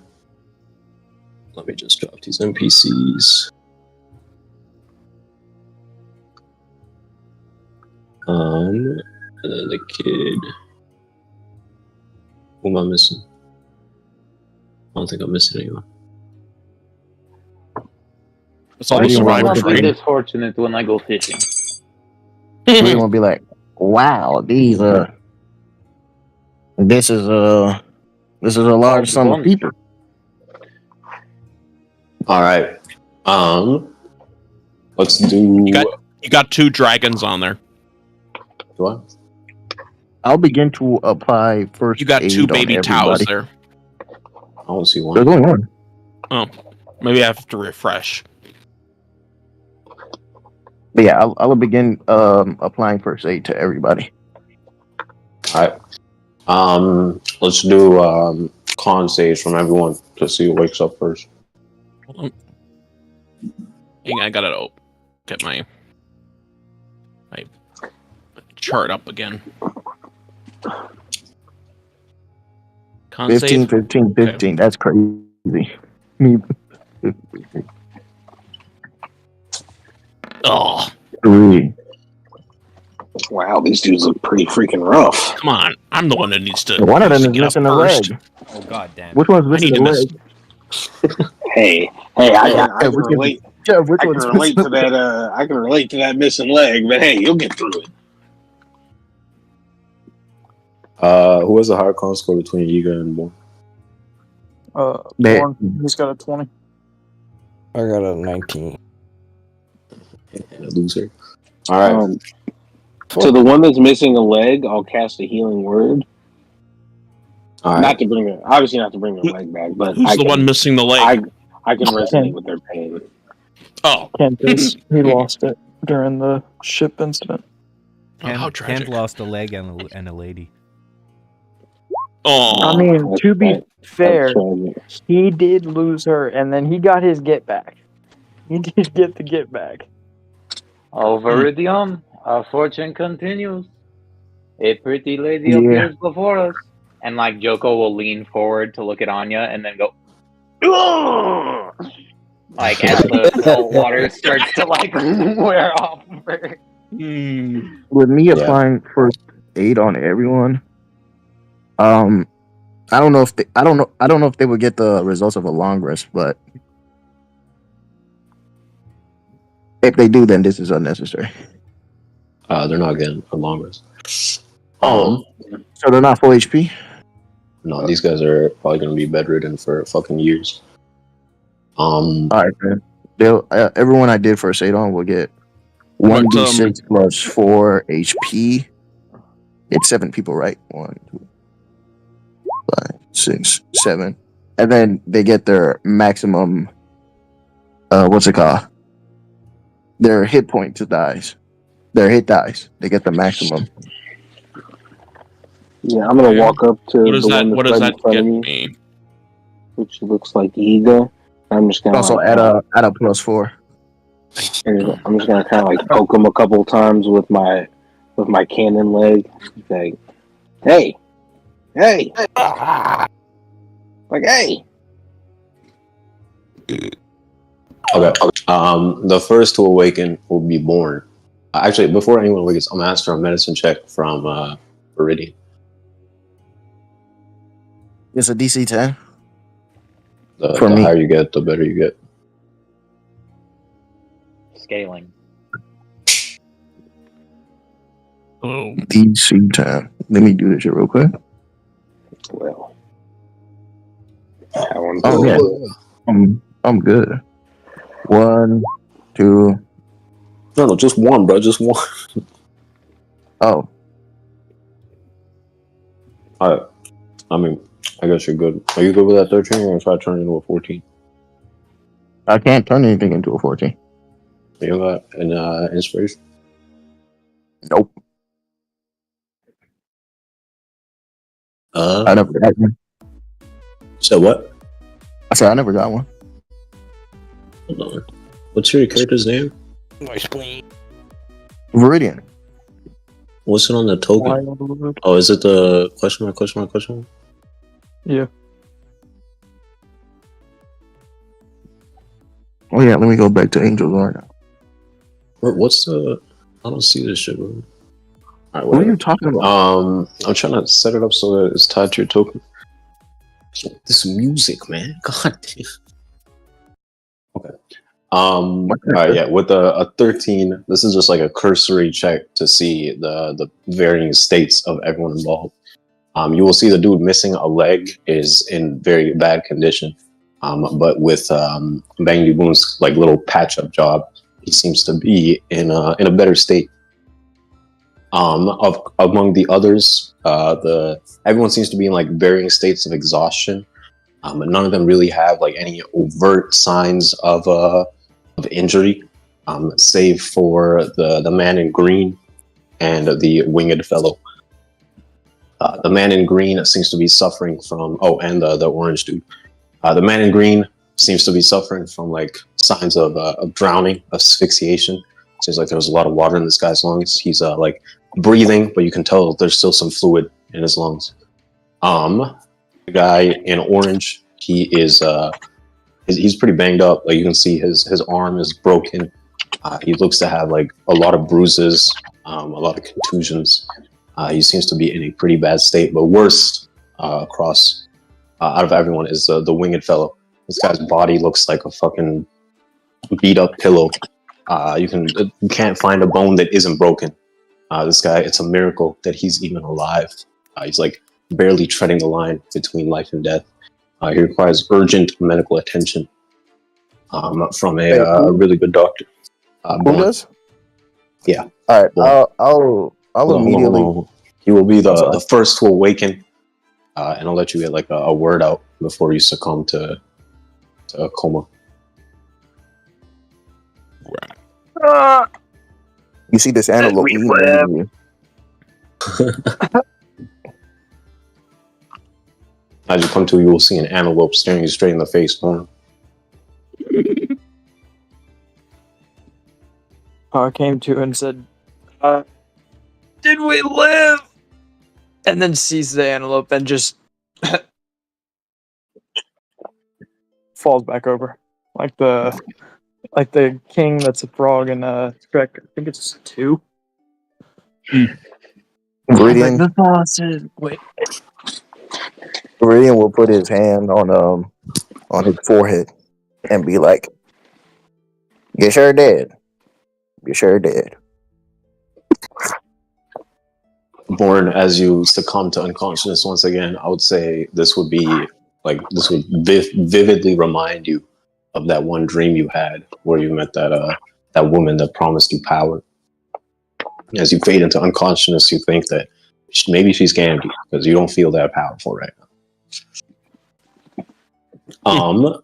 But yeah, as you fade into unconsciousness, we'll go over to Bangdy Boom, kicking Yiga awake. As you come to Yiga, you're bruised all over, you're burning with pain. As you look around, it seems like most of the crew made it. Most being the key word. You are staring down a man, a dark-skinned man with dreads and a single leg. He'll cough up blood. His eyes fade. He'll just quietly say, "So, go back to consciousness." Well, howdy. He's sleeping in. That's actually an interesting question. The three of you guys can roll investigation checks or history checks, your call, to see if you would recognize them based off of their bounty posters. Oh. Is that investigation or history? Uh-huh. Set the DC. I guess it would change for each of you. Alright, yeah, that's fine. Okay, we'll say with a 6, you don't know these dudes, Joko. With a 15 and with a 20, I guess. Bangdy Boom and I keep wanting to say Victorian. Meridian, you will recognize these guys as a good chunk of the Blotto Pirates. They are famous here in the West Blue. They've been on a terror rampage for like the past month or so. Most notably, they're known for killing the king of Bollywood and toppling the Hagen family, a notorious crime syndicate here in the West Blue. You'll just I don't know if you guys are sharing this information out loud, but yeah, that's you'll what you just know. see Bang D Boom's eyes, like berry symbols pop up over his eyes. Yo, same thing with Viridian. Yo, he will turn to Joko and be like, "Brother, we just hit a lick." Right. I'm gonna turn to Viridian and Joko and just be like, "We must save these guys." And why would we save them? Well, I've always Berry. found that bounties are better turned into. I mean, they're people. Of course, we have to save them. It's the right thing to do in terms of Samaritan things and such. And the money. What am I missing here? I mean, the kindness. The kindness is worth its weight in gold. You know what I'm saying? The kindness. I am not worth something worth its weight in gold. Only a weight in gold. Right. I know you don't understand, but look, what's understood doesn't need to be explained. And so, just trust me on this. Let's just keep them with us for now. Yes. I will set up shop. I'll make a healing area for them. Keep them alive. I'll look at the two giants. You guys have some like extra rope? Yes, that would be necessary. They will fish around for some rope. I'll say as they're fishing around, Onya and Murdoch, you guys would awaken. You both feel woozy. The after effects of being plunged in the ocean are getting to you guys.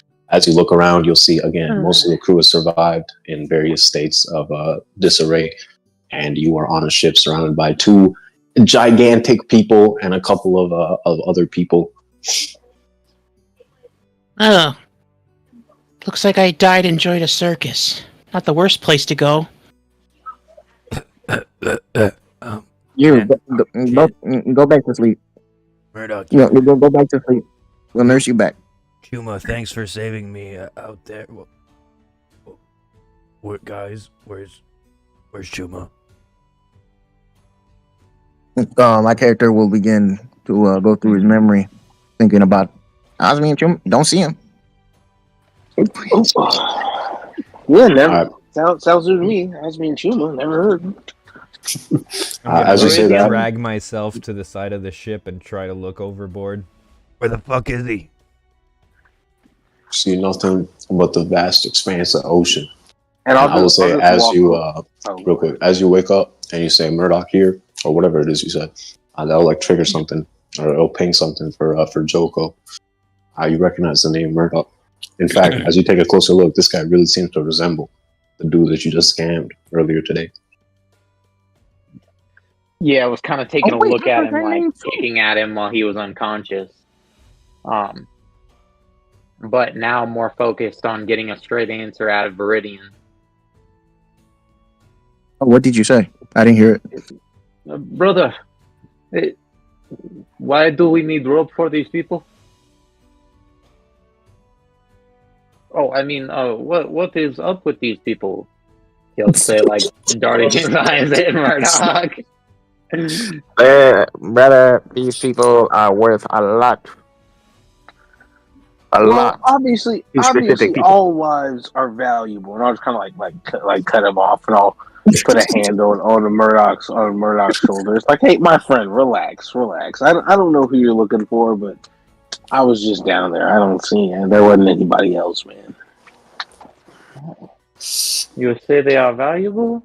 You think? I think I might know someone who values that particular one over there quite a lot. You know, there's this guy who came up to me in town earlier. His name was Orson Murdoch. I wonder if he is related. You just said. Wait. Viridian will be like, I heard. Okay, number one, why the fuck are you wearing a crown? Hey, that's actually a valid question. I was wondering the same thing. I would love to hear the answer. I wasn't going to ask, but you know. Oh, it is nothing but a thing, Murdoch. You know, do not worry about it. It is simply something to show, you know, aspirations. As long as it's not to show your nobility, we're good. Number two, you said Orson Murdoch? Yes, I met this Orson Murdoch earlier in town. You have some interest in him? I mean, unless there's two of them, that's, I think, my father. A father? His father has some money hanging around. He'll, like, whisper to Viridian. Yes, I did hear about you interacting with him. So this father, what does he do for work? Would he have, or would he be interested in seeing you? Hey, we got some rope. I'm guessing What do we he'd do? probably be interested in seeing me. I'll look over at the Giants and kind of just give them like a little cancel it, cancel the You want no rope? All right. Okay, I'm turning this shit around. We can't stay out here too long. We're going back into town, folks. Grab on. Don't want to get seasick, especially with that smell. You'll see. What's his name? What smell? You delete the Viridian token on top, above there, but Viridian will be like, "Why are you staring at me, woman?" And then he'll be like, "This man, he needs more help than the rest. I guess a little bit more than what's his name." Oh my gosh, Born. Yeah. Yeah, he seemed to be in pretty dire straits. So does this guy in the orange. But I'm gonna go and direct the Giants real quick on how to retie the stuff so they can get back to shore. It's like, hey, nope, don't tie that there. Put it over here. No. If you tie the sails, it goes faster. I read it in the book. Oh my god! Hey guys, look. I just want to get back in one piece. You know what I'm saying? All right. Let's move quickly. We don't want to get crushed by a rock. Guys, just doing a quick tally here. Misery's not there either. You know somebody named Misery? Oh, believe me, and that's all she brings. And she loves company. That is an unfortunate omen of a name. Yeah, man. You know, I dated a girl named Misery one time, and I hear you, buddy. Never thought I'd say this about her, but I hope she's fine and drifted away with Chuma or something like that.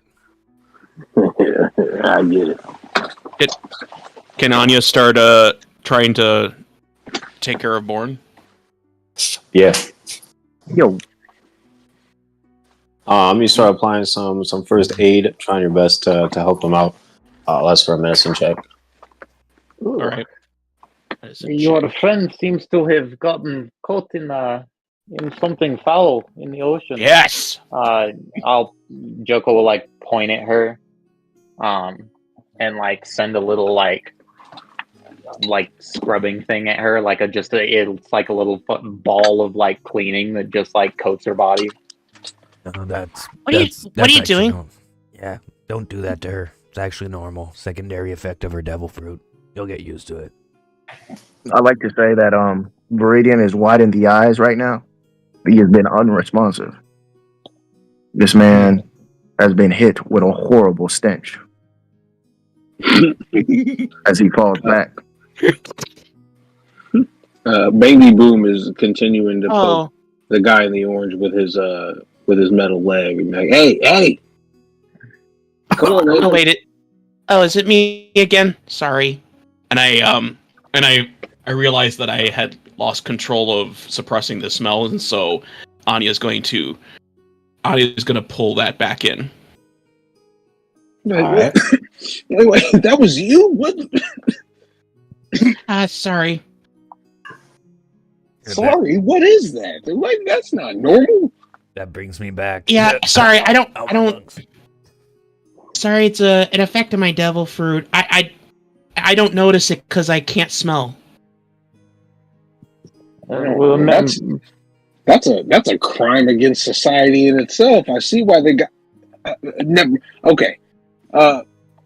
If you would be so kind to keep that under control, that would be. I'm usually very favorable. I usually am, but that doesn't. It sometimes acts up when I'm unconscious. Meridian will get up. Be like, it'd be disgusted. It'd be like, oh, great heavens, I can breathe again. Oh, wow. Hey, I've worked with some surly folks, but that's definitely a new sin for me. But I guess glad you. Seems like most of you are okay.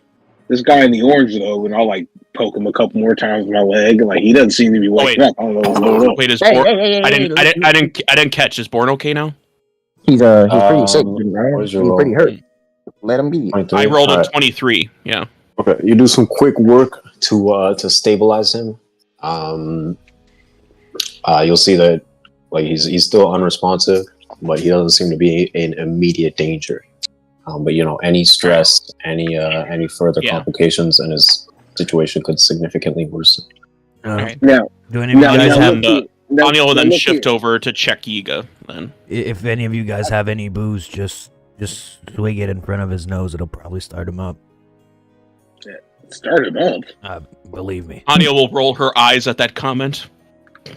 What's his name? Viridian will try to help Kent now. I guess that man's been going through it. So look, I've got a little bit of medicine on me, but this stuff's not free. Are you guys? I know you just got out of the ocean and stuff, but everyone's got to make a living out here. You know what I'm saying? I got a barrel of wine where I stay. Listen, I don't know if our shit all fell in the water. If none of us have money on us here, we have some in last camp, so don't worry about it. I mean, hey, I take IOUs, but there is interest, Yeah, figure that part out. Yeah, sure.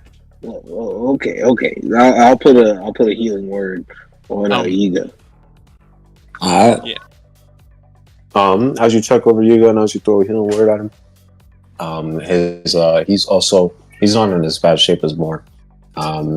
He's got like a broken arm, a couple broken ribs. He seems to be in pretty bad shape, but given enough recovery time and some good food, good nutrition, he should be able to recover. But you'll notice that he's kind of like shivering, and under his breath he seems to be muttering the name Chuma over and over again. So who's this Chuma guy? That's what the one guy said it. He's one of our crew members. Well, our helmsman. He doesn't seem to be with you, so I would look. I don't know you guys, but I would venture to say he was claimed by the sea. Look, it happens. After what we just faced, I'm lucky. We're lucky any of us are alive. And what exactly did you face? What did all this damage to? A boulder the size of a fucking mountain. Yeah. Well, isn't a mountain-sized rock just really a mountain? Because mountains are rocks. That's fair. And you came. We did carve it down before it hit us, but. Expect to face the giants. As you say the mountain-sized rock, one of the giants with you guys will perk up and they'll be like, "You got a rock thrown at you? A mountain? Yeah. Big guy threw it? Stone face? Glowing eyes? Had a shield?" Exactly. I can confirm the glowing eyes. I don't know about the other details, but yeah. Wait! What do you mean throwing mountains? Who's throwing mountains? That'll be the statue. The stone golems that we have heard about. No, they're supposed to be giant for the giants. Okay, listen, we're gonna get you guys in town, get you checked in, all that stuff, and then we should probably find the chief. She'll want to talk to them. Oh, you guys didn't happen to see a fishman with wings, did you? No. Yes, I did. Oh, you did? Yeah. What happened? Where was he? Hey, and I'm gonna need about 350. 350. Hey, look, we came here together, guys. You know what? It's not worth it. Good riddance to that bastard anyway. Yeah, fair enough. Oh, But, you highballed her. Oh fuck! You guys wouldn't believe what he did. Didn't you get? Speaking of which, did you guys maybe fish out a barrel of wine at the same time as us? Wow, you guys are really focused on the alcohol, huh? Yeah, no, it's someone. Yeah, that one. Yeah, that particular barrel. Yeah, there's a person in there. Everything we fished out is on deck right now. So if you don't see a barrel, you didn't fish it out. Well, hopefully I kicked him high enough that he fell on the freaking island. But and then I'll done for it if he's alone at sea. I'll go up to Murdoch and I'll kind of like whisper to him and I'll be like, "Hey, look. Now that you are you're kicking out a loan with the Bank of Boom, I guess I'll let you know. You guys should probably keep a little bit of a low key. You know, you're pretty recognizable around these parts. I don't know if you know." Yeah, we're used to it. Yeah, but right now you guys are worth a lot of money and you're pretty easy pickings. So, hey, like I said, loyal customer of the Bank of Boom, right? But you know, not everybody is with me. So, I would just say keep a low profile. Especially this island we're going to, they're not too fond of outsiders, as you would say. So, I would just say be mindful of your behavior. I guess we'll cover up a bit, and I just lift up my cloak over my head. This'll have to do. And I'll just be like, "Hey, that tip's on the house, but the next one, we'll add it on your tab." Jesus, can't even talk to a motherfucker without being asked $1 around me. Hey, look, man, the world keeps on spinning. You know, everybody's gotta make a living out here. Joker like I said, that one's on the house. He's gonna lean over to Viridian and be like, "So Viridian," and be all quiet about it. Why exactly are these worth a lot? Are they some sort of nobles or something? They don't look like it. No, they are not nobles. They are pirates. Pirates? Here's your Bangy Boom gas. Pirates? No, I get to whisper that. He didn't say that out loud because he knows the Giants don't like pirates. He knows they don't like pirates. Yeah, we're being low key. Yeah. I don't want these two to start fucking tweaking the fuck out. Hey, what'd you say? I see. So we will have to keep our backs watched, you know? What are you guys whispering about back there? Unpredictable. Everything good? No, we are fine. Man. All right. No, don't worry about it. Thank you for saving us. We were just explaining to them how we are a well-renowned and very professional rat-catching corporation. Catching rats. Yeah. A rat-catching corporation. Reputable business if I've ever heard it. I see. So you must have corporate sponsors who want to see their best employees back. Actually, we had a great review from the Hagen family before some weirdos took him out. Oh, I see. Yeah, I heard firmly rewarded. All right. You mentioned payment on last camp? Yeah, we have some money or some of our resources, some crew members over there that probably have some loose pocket change. If none of these guys will realize that, I don't know what even happened with our money, honestly. Crew members? He'll like raise his eyebrow at you. Yeah. That's an odd choice of word for workers, but we are at your service if you are paying. Yeah, well, we like to consider ourselves a crew. Like, saying employees sounds like they're subordinates, where we actually do profit sharing in this rat-catching corporation. Sounds very wonderful. No, Wow, no one's over the other. It's like, everyone on the same equal footing, He'll start coughing a little bit and be like, socialist. Speaking of your injured friends, what's your guys' names?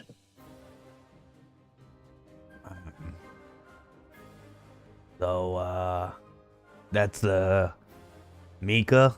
He's kind of the foreman of the crew. Who are you pointing at? The guy in orange. Mika. Beside him, the girl is Jojo. The girl with the glasses on her hat, that's Tanya. And the guy, he's called Ground, the one with the wings. I thought you were going to call I've been born earlier. And the guy with the cowboy hat, that's Kent. That's some whole shit. I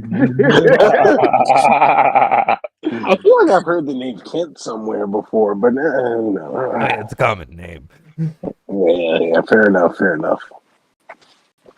Alright.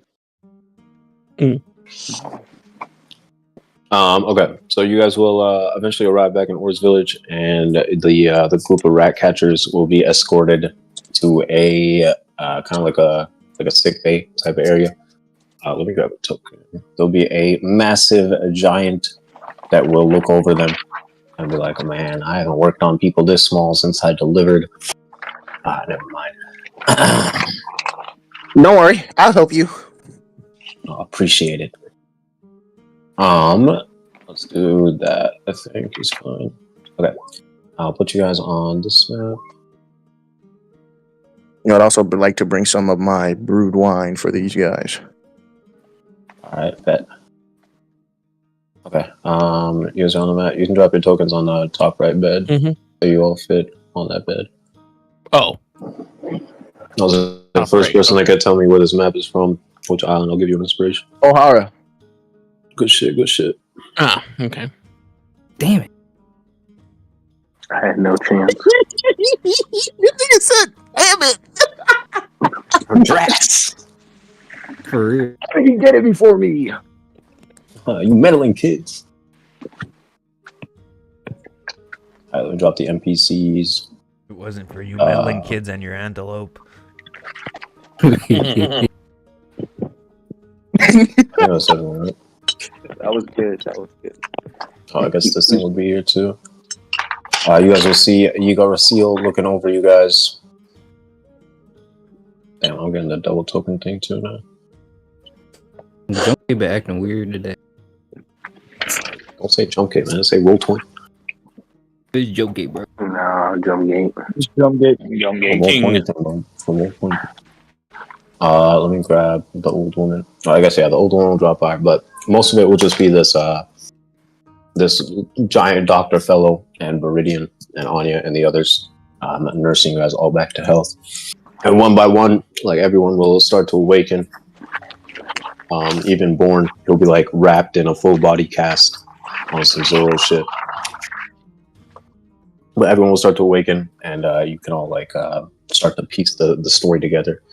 As Kent awakens, he'll be like howling in pain as he clutches his leg. Like, God damn it! My leg! Murdoch, look at my fucking leg, man, it's gone! Yeah, hey, Skippy, keep your voice down. What the fuck is that, Murdoch? Are we dreaming? It's a fucking deer! I can't watch it. It isn't an antelope. Antelope. I don't want any cantaloupe. Get the hell away from me. Or what? But hey, Kent, I know it sucks the leg, but hey, look, one of the guys who found us seems to have like pretty creative solutions for missing legs. Man, what the fuck is that? I think it's a gun. Amongst other things, yes, it is. Yes, it is indeed a gun. But hey, yeah, I wouldn't worry about it too much, man. I'm doing just fine. I can swim and everything, and I'll tap on my leg. How much for your leg? How much for mine? Don't start, Kent. Don't start that with him. We already owe him a bit. Let's rob these guys. Oh shit! Is that? I'll give you a quote later. Just understand that interest applies. Interest. The only thing I'm interested in is rob. Yeah, what? I can help you out if you will let me into that contract. And he'll like wiggle his robotic fingers. Bro had both of his hands blown off as a kid. Damn. Holy shit! There's a whole group of weird fucks. Where the hell are we? I'm just gonna turn around to the rest of the guy missing a leg. I'm gonna turn around to the rest of the crew and be like, guys, these people's language is money and nothing else. I'm warning you. I'm sorry. Listen, guys. We got a lot of money. All right. So make sure you're very kind to us. Why don't you go ahead and fetch me a water, a little dear man? Who do you think that you are treating like a servant? Kent? Well, he called you Deer Park. I wouldn't take that personally. Murdoch, can I up to these guys with my name? Oh, hey Kev. Does he have a? I know I never established this before, but can I suppose that Anya stored her money within the box of clothespins that she kept with her this whole time? Yeah, sure, that's fine. All right, so Anya's gonna pull out her box of clothespins that she kept tucked away in her coat, and she'll pull out at the moment she'll pull out like okay, no, she'll just tell the guests, I have money. How much do you need to help? How much do you need? $3.50. What for a leg? For that leg. No. Who cares? Who cares about Kent? What the fuck?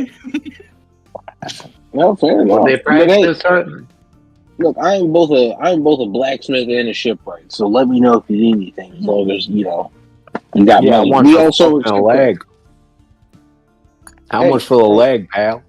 Hey, look over here, you bumpkin. If you want my leg, you can come get it. Yeah, I will.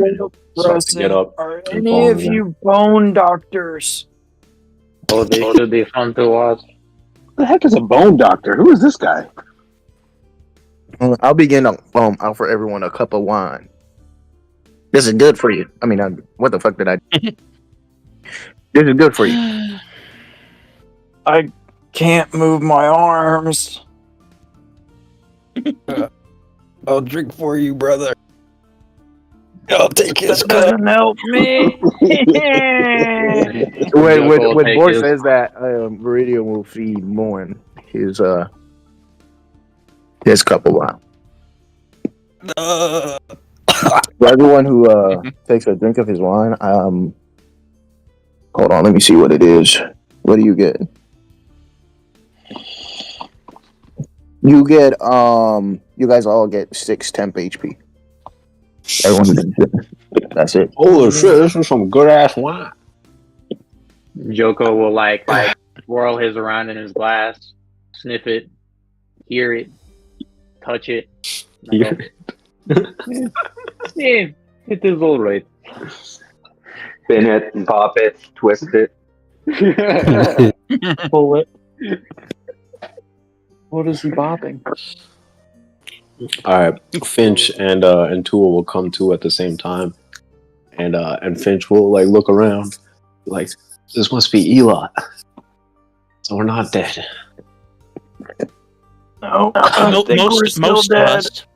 most of us. No, little Jojo, you are still alive. Unlike a few of your companions, but you can talk to the rest about that. Hello, I'm Finch.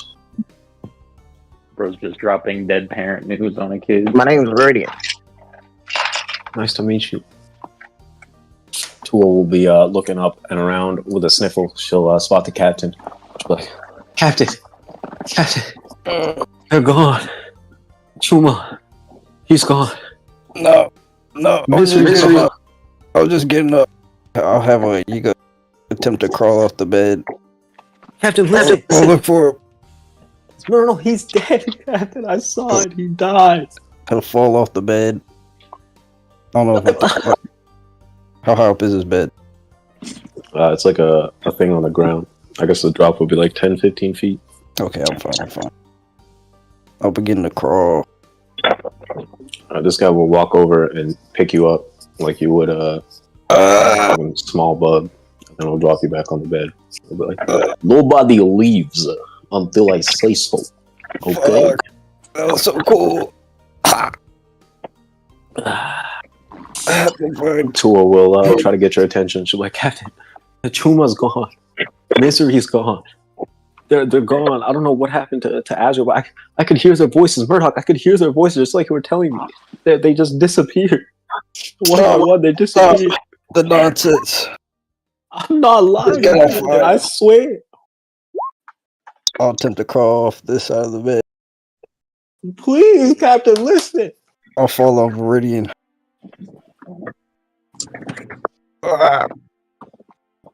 Hey, Mal, you need to stay in bed. I'll place him back on the bed. Yeah, look. Anya will Wait, how attempt tall to are you, Viridian? That's what I'm saying. I don't think you're big enough to place him back on the bed. Viridian's only 6'7". I don't think he's taller than that. Yeah, try to toss him up. See if you do it. He'll toss him up on the bed. As soon as Yiga's back on the bed, Anya's going to try to restrain him with some sludge rope. Stop stopping me! I gotta find him. Hey, I'm gonna. We'll find one as soon as we can.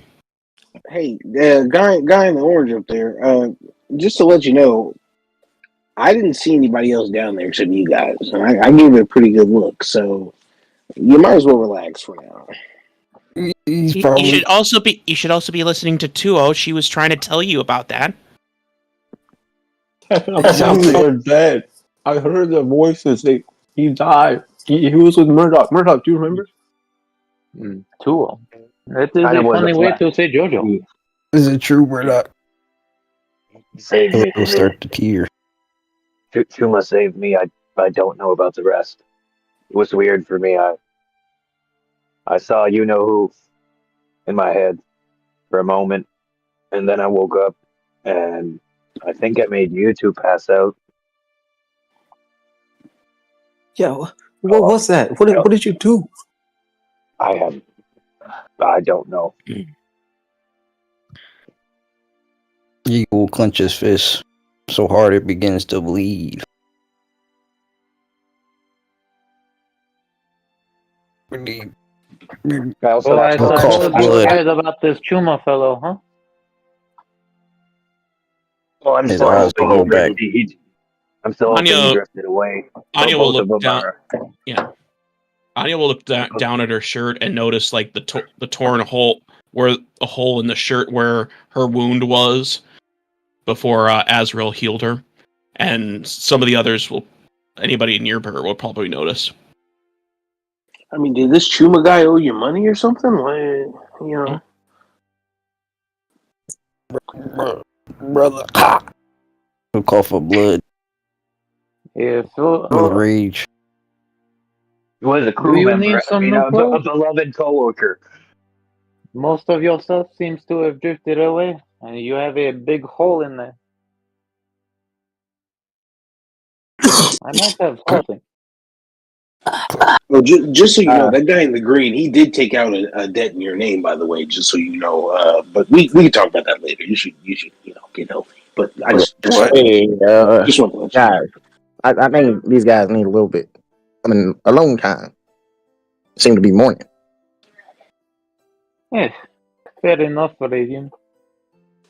No, alone time's good. I just wanted to let you know. Hey, don't forget about that debt. Don't forget. How long until? How long until town hall? Yeah, the doctor will nod and be like, 6-7 hours. I will make sure that everyone here will be present. Right. Except for the Franklin.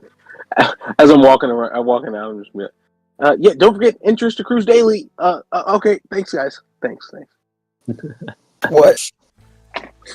Anya, as soon as they leave, Anya's gonna turn to Murdoch and says, "Is that Dread Guy a loan shark or something?"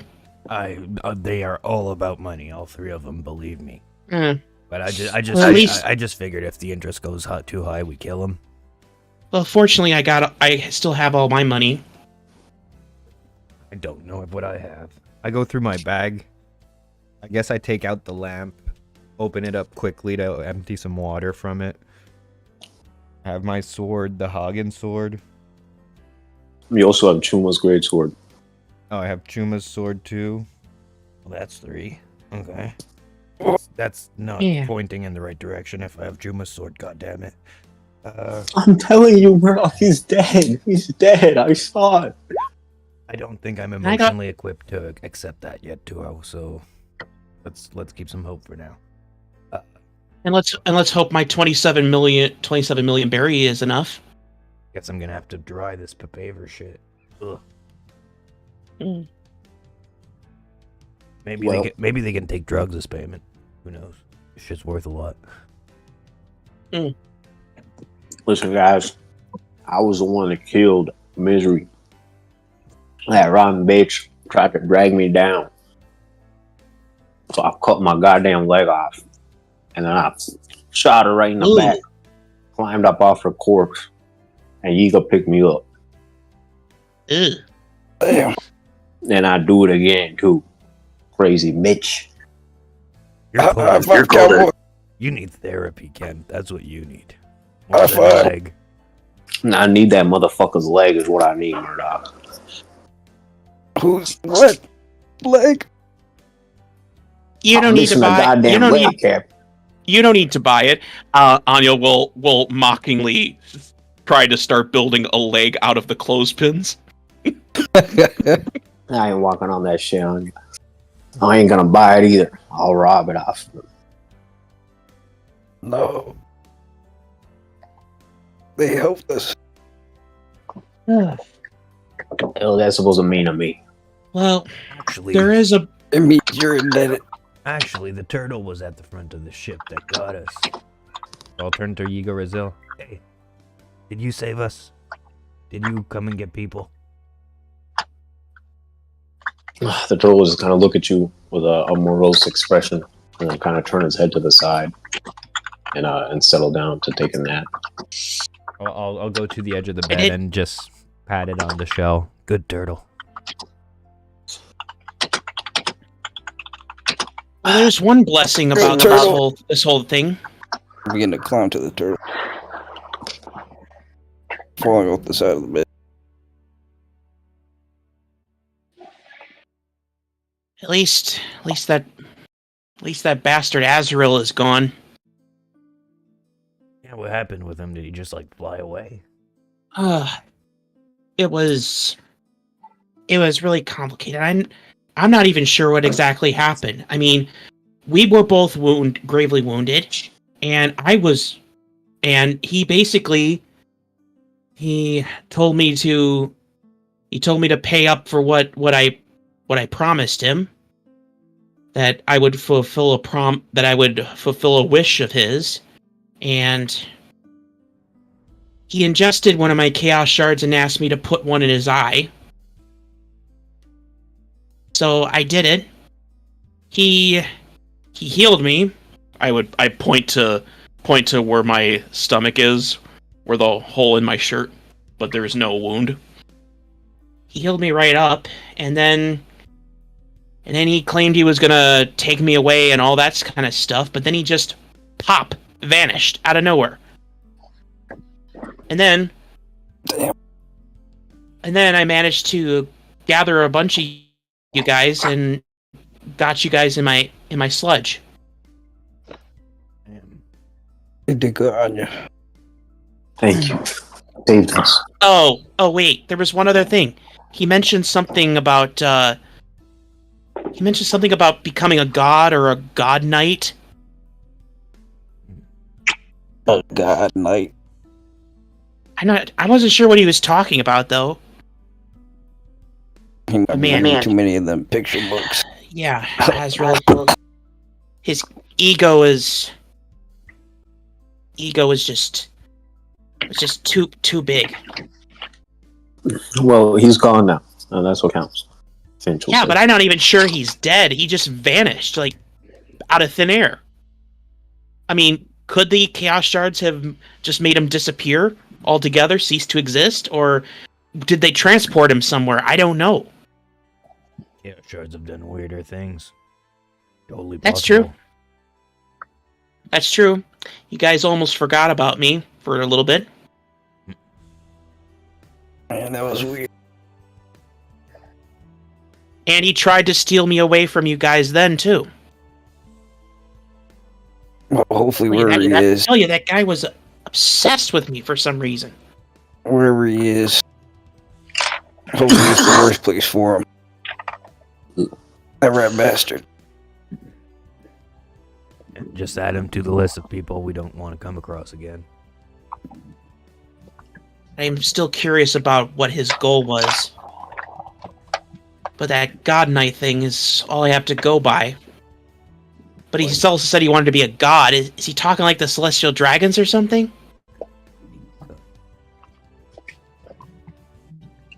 Can I do a history check to see if I've ever heard of that? Yeah, sure. Say DC 17. Anyone that wants to can. Except because Onya already said that she didn't know what it was. No, just because there's no way I'm gonna know. Yeah. Ooh, good. Yeah, I've heard about those when I was with the Freedom Fighters. They're like the elites of the elite. Or they're like a separate caste from the Marines and all that. They're to the service of the Celestial Dragons. Apparently they're no joke. The higher ups in the Freedom Fighters even anytime they were mentioned in a briefing report, it was all about avoiding them rather than confronting them. I never expected Azrael to want to affiliate with the world government. I'm not that surprised. He's all about his research. There's one entity that can finance that type of shit. It's them. I knew he was big on wanting more power and knowledge, but didn't think he would go to that degree. Oh, and also, they mostly hang out at the top of the red line. So there's just one thing that upsets me now. Is that he had my fucking beam sword and I want it back. I hope it washes up on the beach by some sheer chance. You can have mine. Add that to the reasons to go to the top of the red line that we already have. I hope I never see him again if he's still alive. I do. I want to eat some sashimi. That's so fucking gross. Be my guest. He's not my friend anymore. Listen, Kent. If we ever do that, we cannot tell Degado if we ever see him again that we did that, okay? Why are you entertaining? Yeah, that's a good point. Sucks about his kid though. I didn't realize Degado's up there with his kid, isn't he? Yeah, I think Degado just became a single parent. Well, shit. I ain't going up there to get him. That's rough. Think there's a way we can send a message up there? Listen, at the moment we're boatless. We're missing people. Did we lose? Did we lose anything in our inventory or no, kid? Nah, I was going to, but then I decided not to. Okay. Yeah. I mean, my den. I don't know if they have a receiving den, but. Oh, also the fellow at the crown, he said he knew my father. So I'm pretty sure we're really on Elat. God damn. Papa Murdoch. Yeah. Maybe we should pay him a visit, you know? I was gonna go find Chuma. He's probably wandering right now. They mentioned something about a town meeting. They left the room. Captain, Chuma is dead. He's dead. And he's not coming back. I think we know already. He will try to stand when he's restrained. And there'll be rage in his eyes. Rage points at me again. Rage points at me again, I swear to God. Why is he being so dense? Why can't you see that he's dead? Just accept it. You go roll off the bed. I'm gonna find him. He'll begin to try to worm to the door. The doctor will appear swiftly. Anya throw something at his head? Away from me! You toss something, a clothespin at his head. The doctor will immediately appear as soon as you get close to the door. He'll scoop you up and throw you back on the bed. And he'll be like, nobody fucking leaves until I finish treatment, okay? Now, everybody say, ah. Ah. Good. Hey, you in back, say, ah. Yeah, that guy might be dead. Okay. We'll focus on people that are mostly alive, huh? Boy, are you there? Boy! I'll start wriggling towards Boy. I'll fall off the bed. Boy! I should have gotten baby crib, huh? Okay. He'll rub his hands and begin applying medicine and healing you guys up. The next couple hours, Joko, Viridian, and Bang, you guys will just go back to what you were doing before, chilling around town, but your minds will be on the town meeting and these mysterious individuals that have shown up. And eventually, after some time, evening will happen, and the town hall will commence. The guests of honor are these people that washed up next to next to the island. You guys are obviously all welcome there. Okay. We'll do this and this. Okay. This map is pretty big. I'm gonna take a second to load. When you're good. Holy shit. Oh, that is. You're not kidding. Yeah, damn. Alright. You guys can drop your tokens about here. This is a stadium. Wait, can you focus ping me again? I didn't see. Don't worry. I'm sorry. Jump gate is trash. Where do we drop them? Right now. Yeah, you gotta do that shit again, Kev. Oh, right there? Bet. And also, jump gate is trash. They roll 20 is trash. Yeah. No. I spoke accurately. Chrome is crashing because of this shit. Right. I'm definitely blaming Jump Gate. Like, my laptop's still working. I can open up the stuff. Hey, thank goodness I got Opera GX. Yo, don't say thank goodness you got Opera. I'm chilling, Lucas. It's all these two, man. I don't even know where you said to drop your tokens, but I'm just gonna pop it around here, I guess. Alright. Okay. Yeah, so people will be gathered around. You guys will see these massive taxidermied heads on the walls. They look pretty fucking real. There's these banners all across the walls that depict various symbols. The largest one in the center carpet is also adorned on the crest at the back of the little town hall. There's a lot of people milling about, giants, slightly smaller people. Everyone in this place is massive. You guys will spot the people that fished you up and a couple of other folks. Everyone is gathered around. There are these two older individuals at the back. They're seated in these kind of ornate chairs. There's a little podium that's empty. People will be chattering and talking, and there'll be a lot of attention directed towards the area where all you guys sit. As people are whispering, "Holy shit, man! It's a bunch of humans. I haven't seen this many humans on here since that one time. Oh, that's crazy. That's crazy. One giant kid will come up to your group, easily taller than all of you, like a mini size or a massive sized child. And they'll be like, "Can I get you guys autographs?" Oh, yeah, sure. Oh, this is so cool. Bear Is it true that you guys don't poop? Oh no, What? we definitely do. What? Oh, Everywhere poops. What? Yeah. Bear with me. This is my right hand. I'm busy just like scribble on whatever. wow. Thank you. I'm gonna sign it KB Fishes. Oh. Are we seated with them or are we somewhere else? I would say you guys are like in the same general vicinity. Okay. Yo, what's in this big cup? What? Looks like a bowl. It's a big ass bowl of ramen, dude. There'll be a guy like sitting where you're at. You're like, man, can you back up? I'm trying to eat.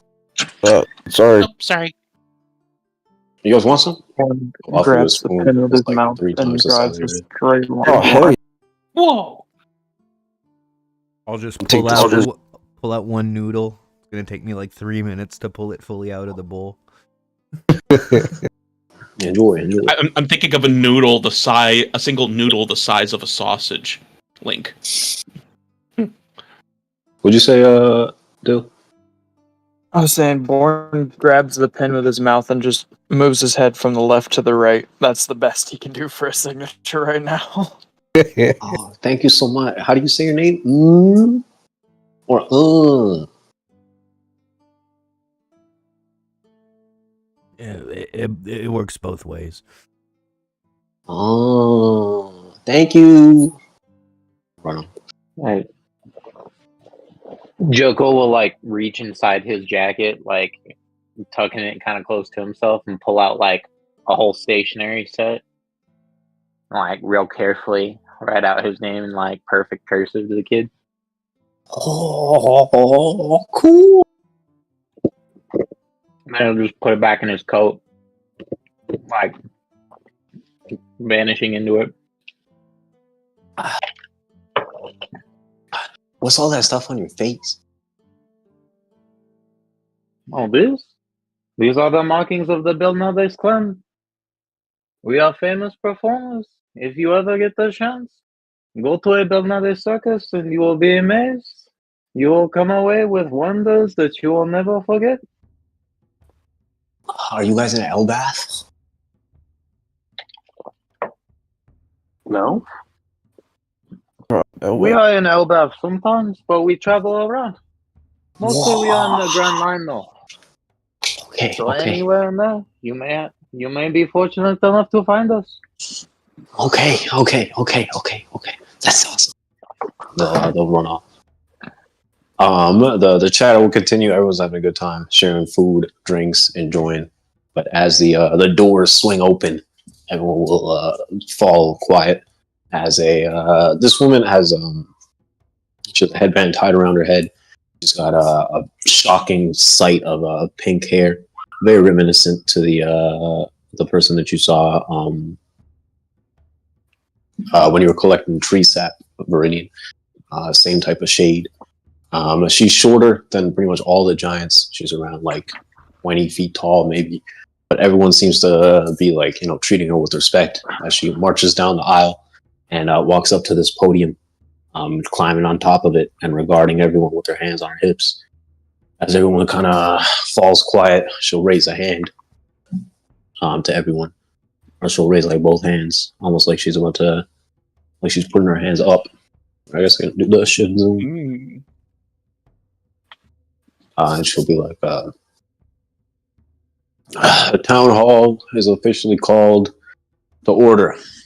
I am a presiding chief of Orr's village, Skin Tone B. I'll put it in chat.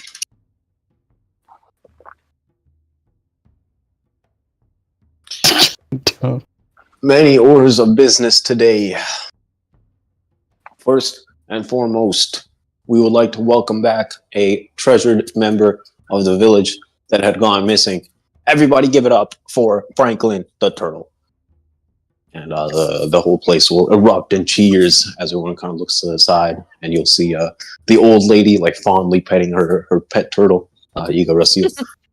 That's called Franklin? That's our turtle. Franklin? I don't think it's your turtle anymore, friend. Huh, what the? No, well, it was fun while it lasted. Sometimes you gotta say goodbye, Skippy. Second order of business.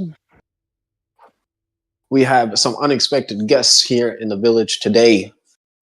Everybody, please welcome these strangers that washed up on shore. We are told that they are a rat-catching company. Would any of you like to share any words? Please come up here.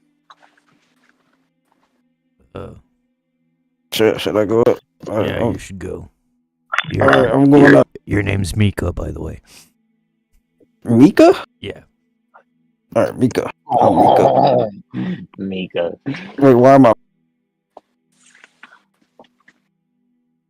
No, it doesn't matter. It doesn't matter. I'll hobble.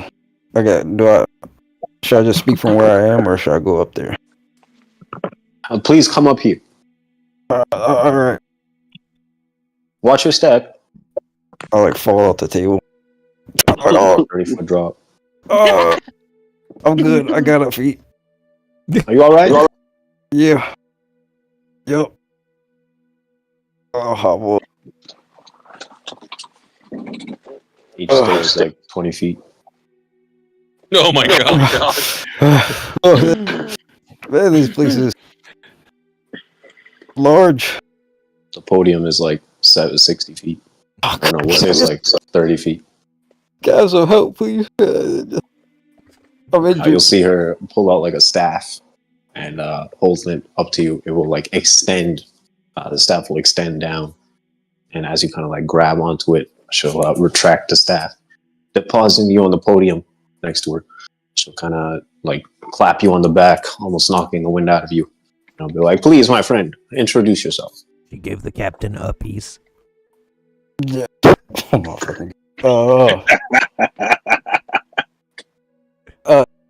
Thank you for having us. Hey, speak up, man.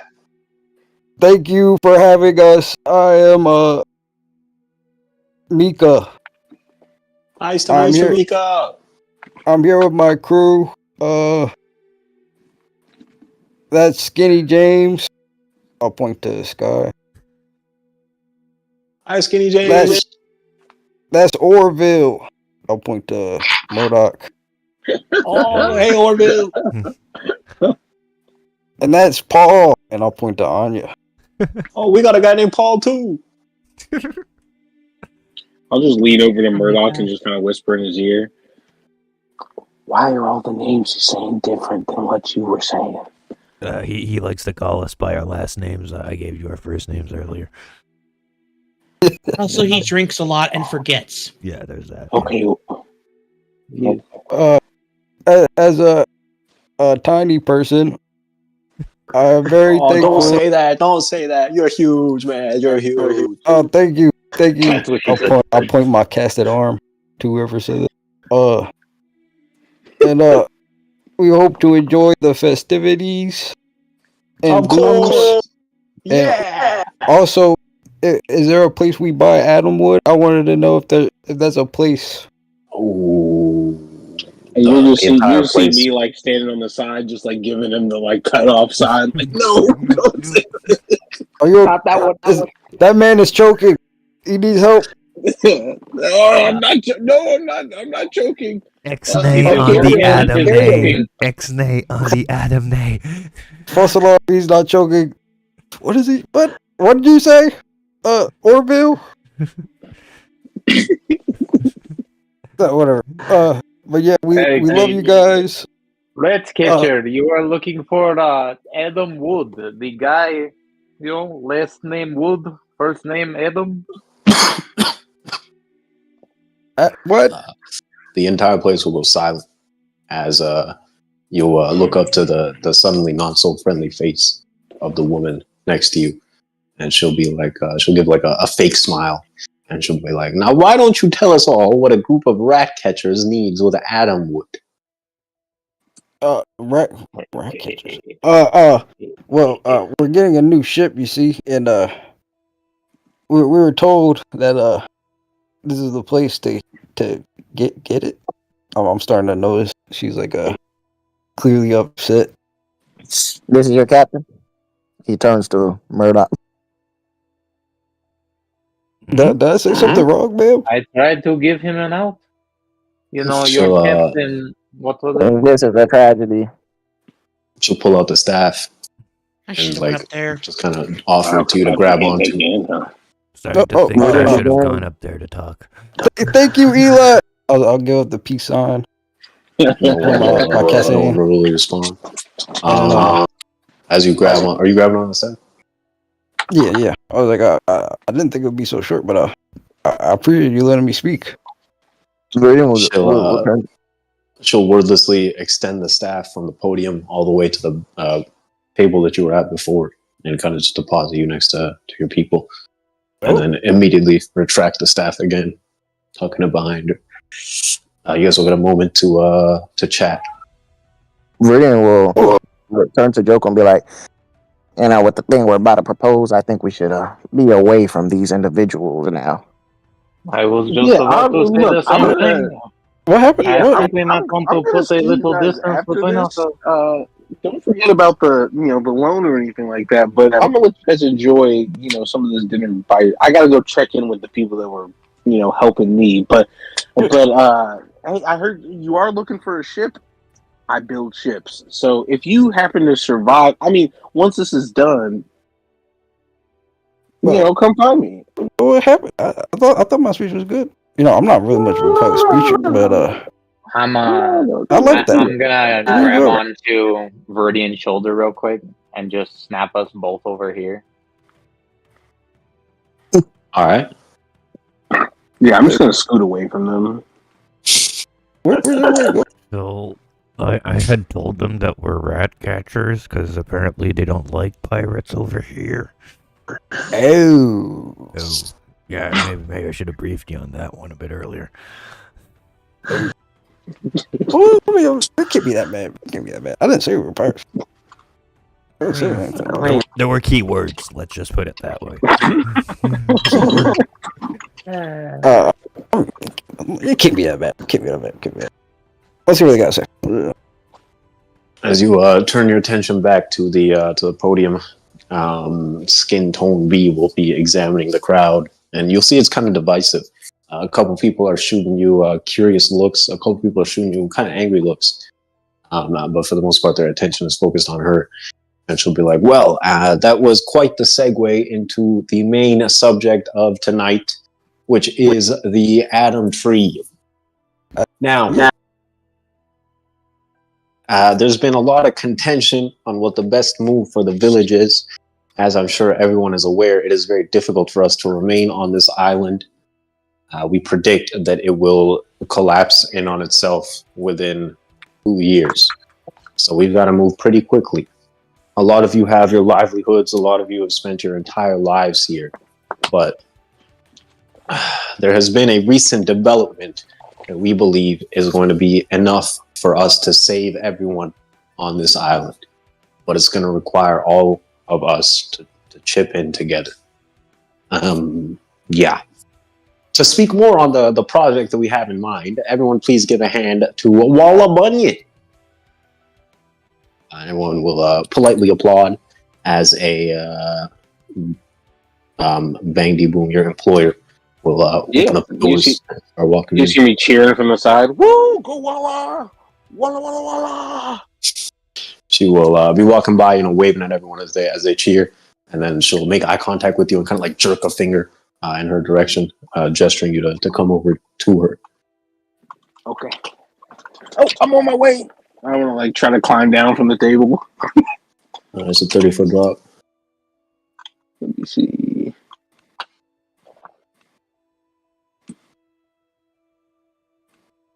Oh, my token.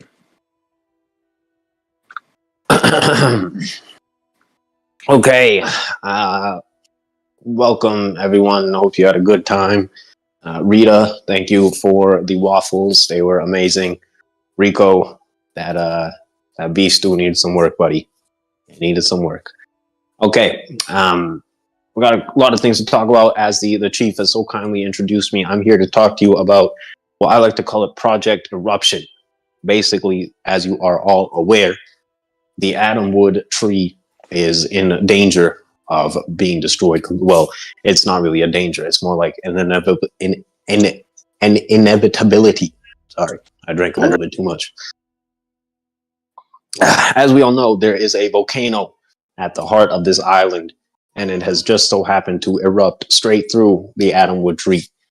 It's been doing so for about 50 years, and it's been slowly carbonizing the inside of the tree and rendering it completely dead.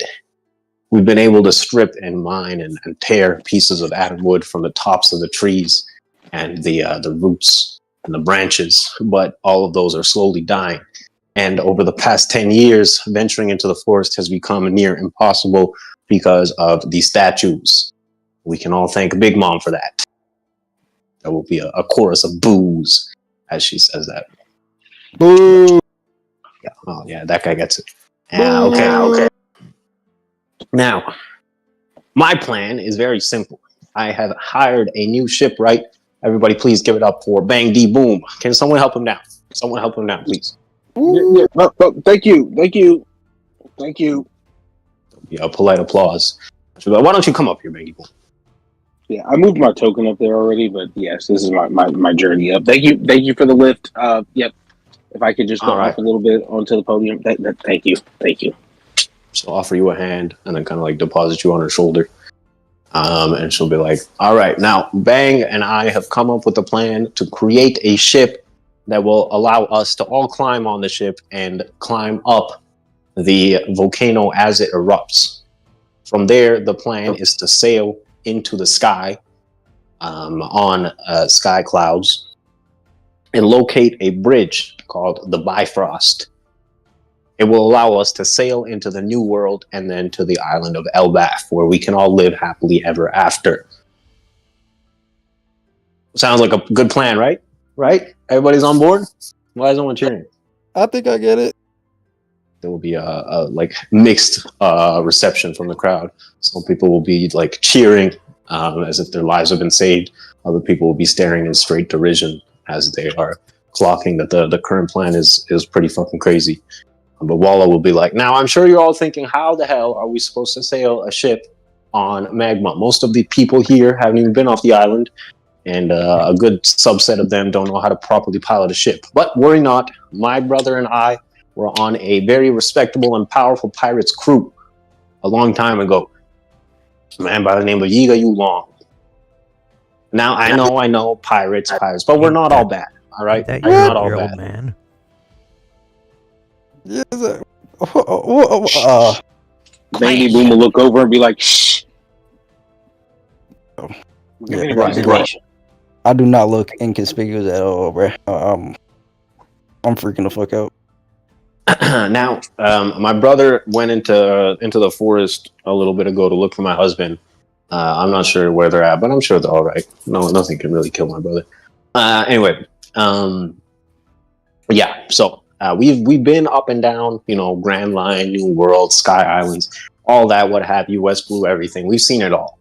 This is a sound plan. The only catch is how we're gonna engineer the ship so that it can ride across the magma and lava of the eruption. And that's where this guy comes in. Bang D Boom has a foolproof plan for us to get up to the sky. Why don't you tell them the plan? Okay. Yes.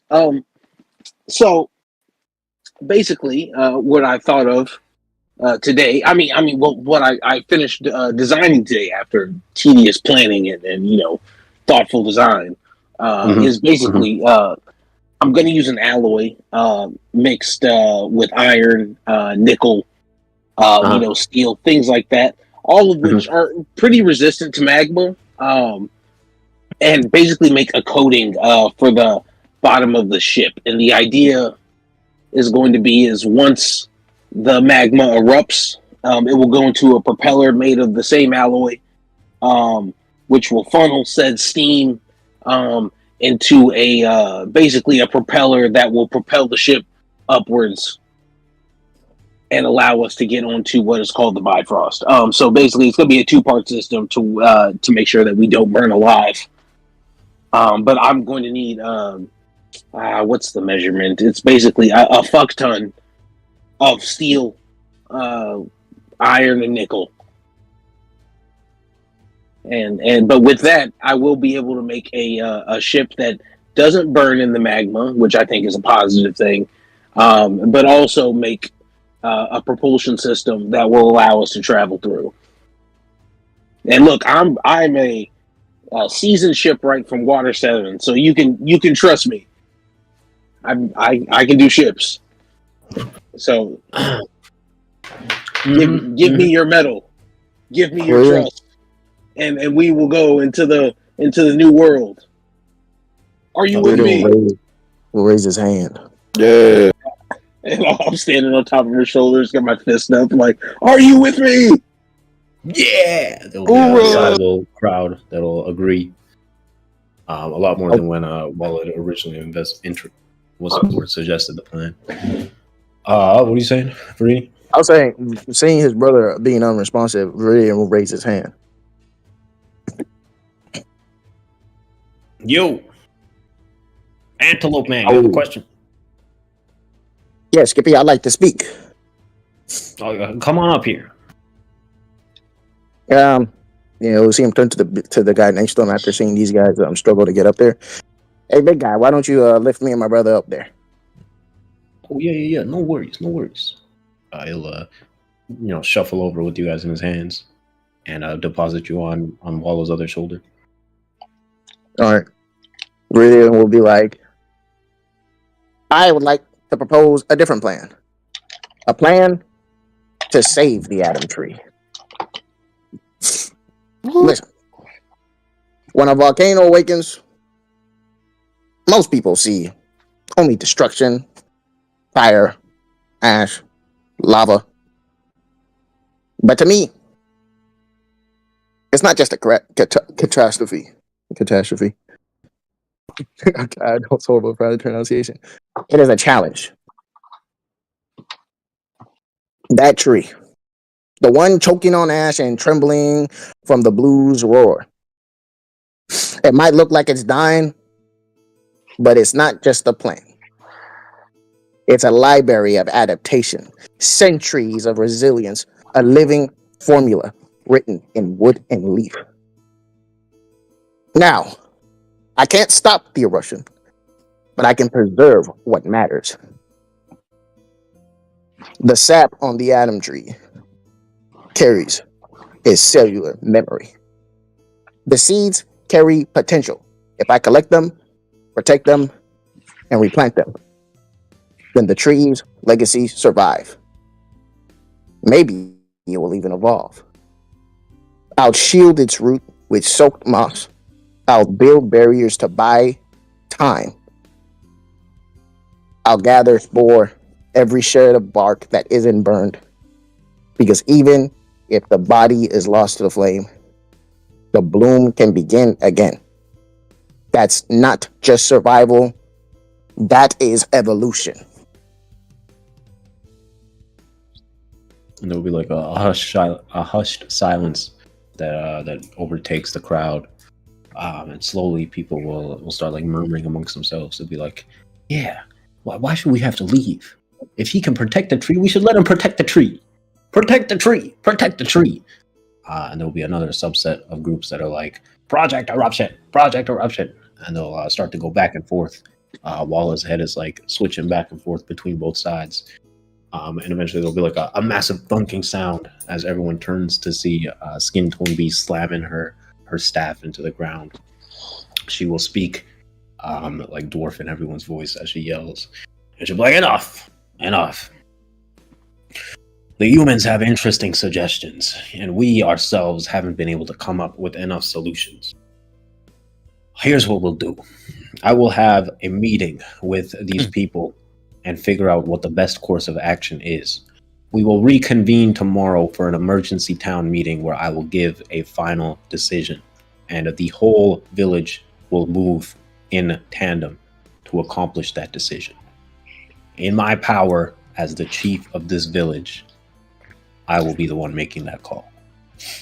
And there'll be like the two people behind her will stand up as she does, and there'll be like a hush that overtakes the crowd, and slowly but surely they'll all start nodding, and they'll be like, yeah, okay, all right, we'll leave it in the chief's hands. Leave it in the chief's hands.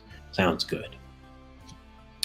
Walla will look back and forth between the chief, and then the chief will be like, all right, enough of the depressing talk.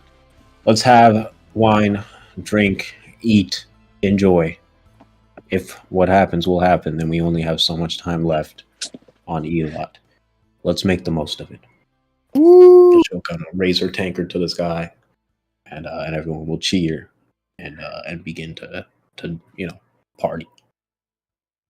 Walla will escort all three of you guys back to your little table, and she'll deposit Bang Boom down, and then she'll deposit the other two down, and she'll turn to you, Viridian, and she'll be like, do you really think you can save the tree?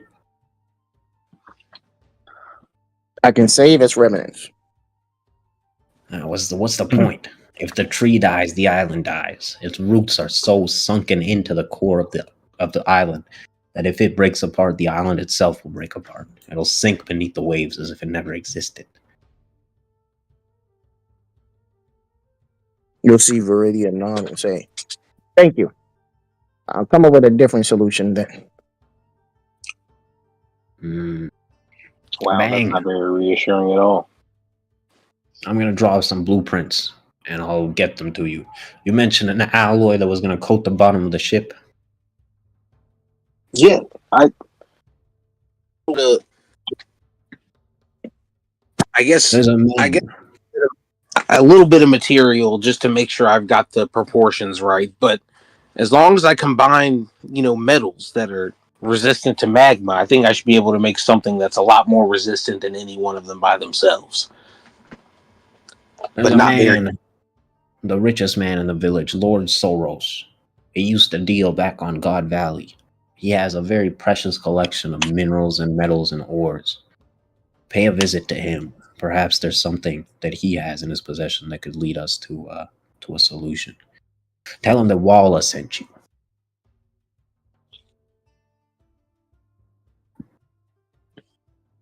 She'll kind of like nod at the rest of the crew, and she'll look at Yiga, and she'll be like, you look really familiar. You do. Wait, Captain, wait. So, you used to be a pirate, Mrs. Walla? Yeah, I used to be a pirate. Okay, just give me a second here.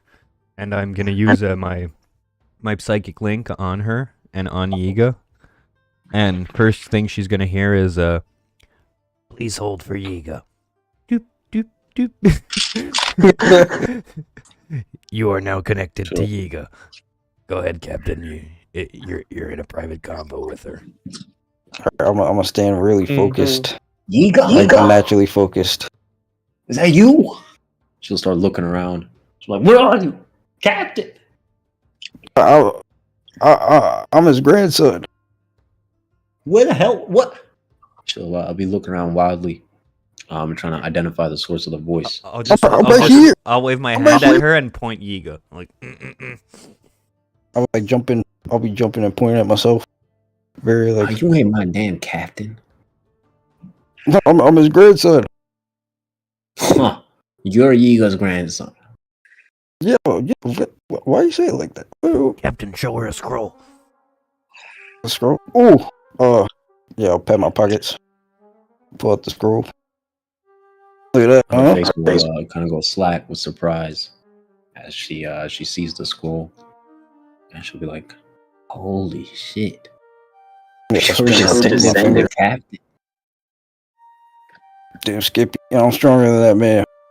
Yeah, I mean, I might as well be your captain. You know what I'm saying? Don't stretch it, buddy.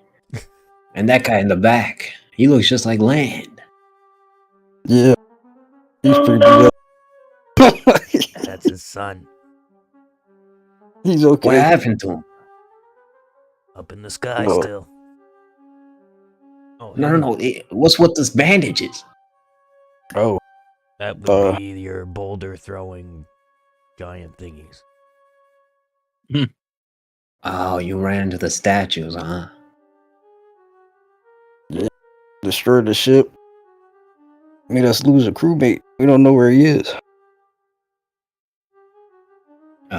Two will like be behind you, and she'll yell out, "He's dead, Captain! He's dead! He ain't dead. Yo, I'm telling you, he's dead." You're getting tossed in the ramen, bro. Where you at? Where you at? I drop her token. But she will have like a very fierce look on her face, and she'll kind of like push you back as you step towards it. Oh, like he's dead. I'm telling you, he's dead. Oh yeah, you're getting the ramen, bro. Yo, I'm yoinking this little thing in the ramen. She will be like fighting you, like kicking and scratching. Like, why can't you accept it? You're a coward. You're a coward, Captain. Eat ramen. Drop her. She'll come out and spit some ramen in your face. The dude that's eating the ramen will be like, guys, please, what my ramen, man? Yo, if you were, ooh, Jesus Christ. We'll sell this later. You're gonna have to 5,000 push-ups. I'll punch you in the face. No, I'd like to see you try a little shit. She will actively be trying to punch you in the face. Okay, I'm gonna get between the both of them and okay, you two. Kiddo. He's a coward. Kiddo, I get it. Not now, okay? Not now. We'll have this talk later. She'll be like, I know you're right. Breathe in heaven. I'm gonna look her in the eye and I'm gonna say, I know you're right. Not now, though. Okay. She'll angrily turn around. Shit, right. We don't know where Chuma is. He be living off berries and small woodland creatures. Captain, maybe go back to the convo you were having instead of poking the bear here. Yeah, I'll give a side eye to the giant. Like, oh shit, I forgot. Well, so yeah, pirates. Pirates indeed. Listen, if you're in town, pay a visit to my shipbuilding area. You should meet Paul. He was also on the captain's crew. My older brother. And for the record, my name is not Paul. Yeah, that's a shame. It's a good, strong name. All right, bang the boom. Let me know what happens with Soros. Tell him that I sent you. I'll be taking a look at those charts. Yeah, I got you. Don't worry. And I'll look back at them and it's like, oh, I heard your ship got destroyed. So you guys probably need a new ship, right? We're getting a ship made. Yeah, we have one in the works on last camp. Yep, by the best shipbuilding people in the West, the Bernowskis. I have like a small look on my face. Oh my God, you actually spent money with the Bernowskis? What's wrong with the Bernowskis? Oh. Don't you know that like a member of the Bernowskis wrote the hit of the summer?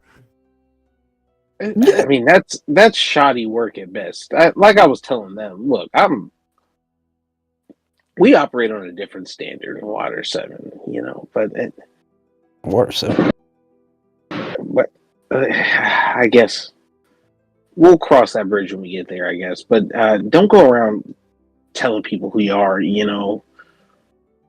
I got a pretty cool boss, but not everybody here thinks like her. So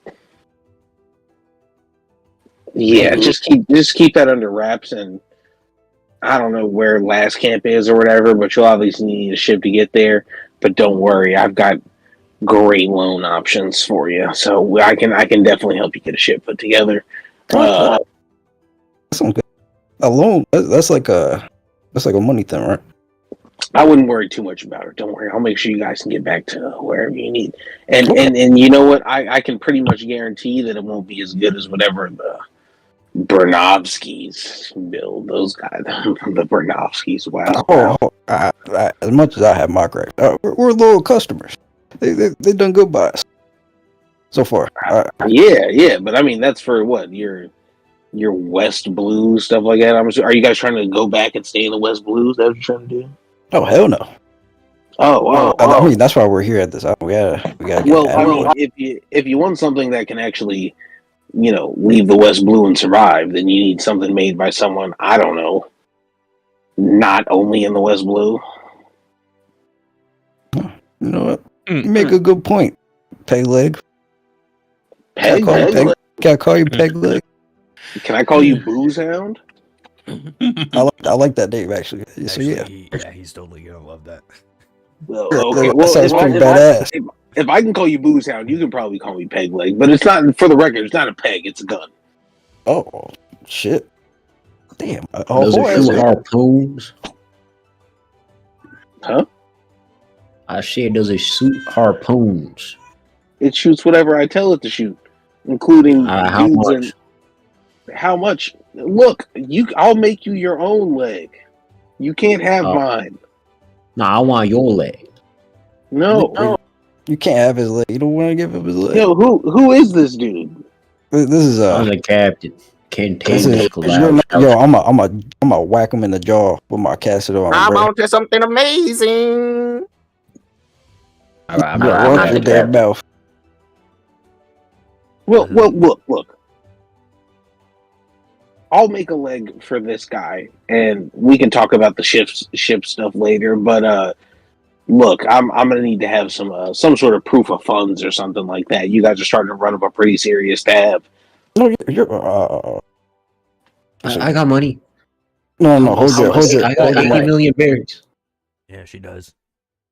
I got money. I got money right here. Hey, hold your money. Hey, payment up front is the best kind of payment, so we don't even have to worry about the tab. Don't worry, I'll take care of you guys. Obviously, got to deal with this alloy thing first, and the guy missing the leg is pretty freaking annoying. So, but it doesn't seem like you guys are going anywhere. So, I'll bring you by the shipyard here. After we finish up, maybe tomorrow, I'll bring you by the shipyard and. Show you what's going on. But until then, don't make any big waves. Look, these guys are all riled up. Everybody's about to get to drinking, and as you can see, they're pretty gigantic. So don't do anything stupid. Hey, Bang, what exactly? Speaking of your plan with the alloy, what exactly is your plan to get the ship to the volcano if those two stone giants are still there? That is not my problem. It is a problem. I think I'll have to go speak to the giants about them. I'll be honest. I think we collectively have some beef with those giants. Yo, calm down, man. Hello, ma'am. What can I do for you? You. With the antlers. You can fix the tree? Yes, I've just come up with a different solution. What was wrong with the old solution? Well, I just learned that you need the tree to stay alive for the island to not get destroyed. Okay. What's your new solution? Sound very promising. Well, my new solution, I call it Verdant Vitae. I'm gonna need fungi, herbs, and sap. And a lot of people. I'm gonna need go into the forest. My brother is not always the most eloquent when delivering what he is trying to say. So what he means by this is we will need lots of people, and he is quite a miracle worker with the plants and the ships and the business to do with trees and life. So we will go in there and we will need lots of people to help, and we will rebuild the tree and make it adapt somehow to survive this disaster. Have any of you seen the tree? We will soak the tree with this concoction that we create, this elixir, and it should protect it from the volcanic eruption. I want to believe it, but it seems so fantastical. Listen, we cannot That's provide why you with it's people amazing. to venture into the forest. Those stone statues, if anyone over 15, 20 feet ventures into the forest, they will be eviscerated. None of the giants can go in there. None of the buccaneers can go in there. That's We why. cannot help you on that front. Hey, that's why if you give us your permission, this guy who likes destroying gargantuan things says he'll help us. He points at him. Boom. Do not make me laugh. You cannot destroy those things. If you could, we would have destroyed them long ago. He'll turn to Boom and be like, "She's testing you." I mean, Oh, we can probably lend our support for rat catchers. We're pretty sturdy. I mean, didn't those stone guys already kind of mess you guys up? They messed our no. boat up. They messed our boat up. Yeah. Yo, I'm walking. I'm living. Well, not all of you. Not all of you are walking, if you know what I'm saying. Even if we cannot destroy these things, then if we cannot destroy them, your best chance is still us. We can sneak by, little as we are, and go through and pour our elixir on the tree. Their plan needs you to destroy these things. What, will you build a ship right next to them? Hey! You don't talk about ships. You don't know about ships. Why are you talking about ships? Talk about your little funky little sap plan, which doesn't make sense, by the way. It doesn't make sense to because the surfing on unintelligent. magma makes plenty of sense. Yes, it does. It does actually make sense. We are simply asking for permission to have an alternative for your people, man. Would you give I'm us willing the to listen to opportunity any and to every help? solution. Listen, I want you, if you're willing, to head into the forest and try and find the tree. Study it and come up with something. Whether it's surfing on magma or grasping at roots and covering them with poultices, anything will work.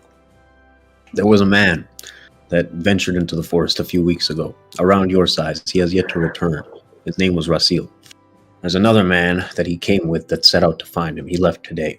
He can't have gone far into the forest. His name is Murdoch. Tall, blonde, kind of looks like that guy right there. Seek him out. He should be able to protect you and take you to the tree. Explain your story. That's Ingrid's dad, guys. Thank you, man. What's your name? I am Skin Tone B, chief of the village. Skin Tone B. I am Wildwood Viridian. Pleasure to make your acquaintance. Well met. Joko, take For off now- his crown again. Joko Belnades. Well met. For now, eat, drink, enjoy. You are guests on Elat, but any help that you can provide to us is worth a lot. And you, as she turns to the pirates, you came across the stone statues. Well, They yeah. destroyed your ship. Yeah. Yes. Those statues were built by us hundreds of years ago. They were made to commemorate the great warriors of this tribe. Powerful, powerful warriors. We constructed them out of the strongest stone with our best techniques to kind of point up at the ceiling of this place, which you can see is like a couple 100 feet high. They dwarf even this structure. They cannot be fought. They cannot be destroyed. 10, 12 years ago, a woman by the name of Big Mom came to the island, a pirate. She has the power of a devil fruit that allows her to bestow part of her soul into things. That's exactly what she did with the statues. They became her minions, walking destructive forces that wreak havoc on this island. I will not get into the details of why she came here, but just know that is the mark that she left. I am sorry for any trouble that it caused you and your allies. It is our burden to bear, and we have been unable to bear it up until this point. You will have a free harbor and asylum in this village under my name. I would love to hear your stories. I'm told that you catch rats, although Walla tells me that you are descended from a different heritage, as she kind of looks at you, Yiga. Oh yeah, it was a family business.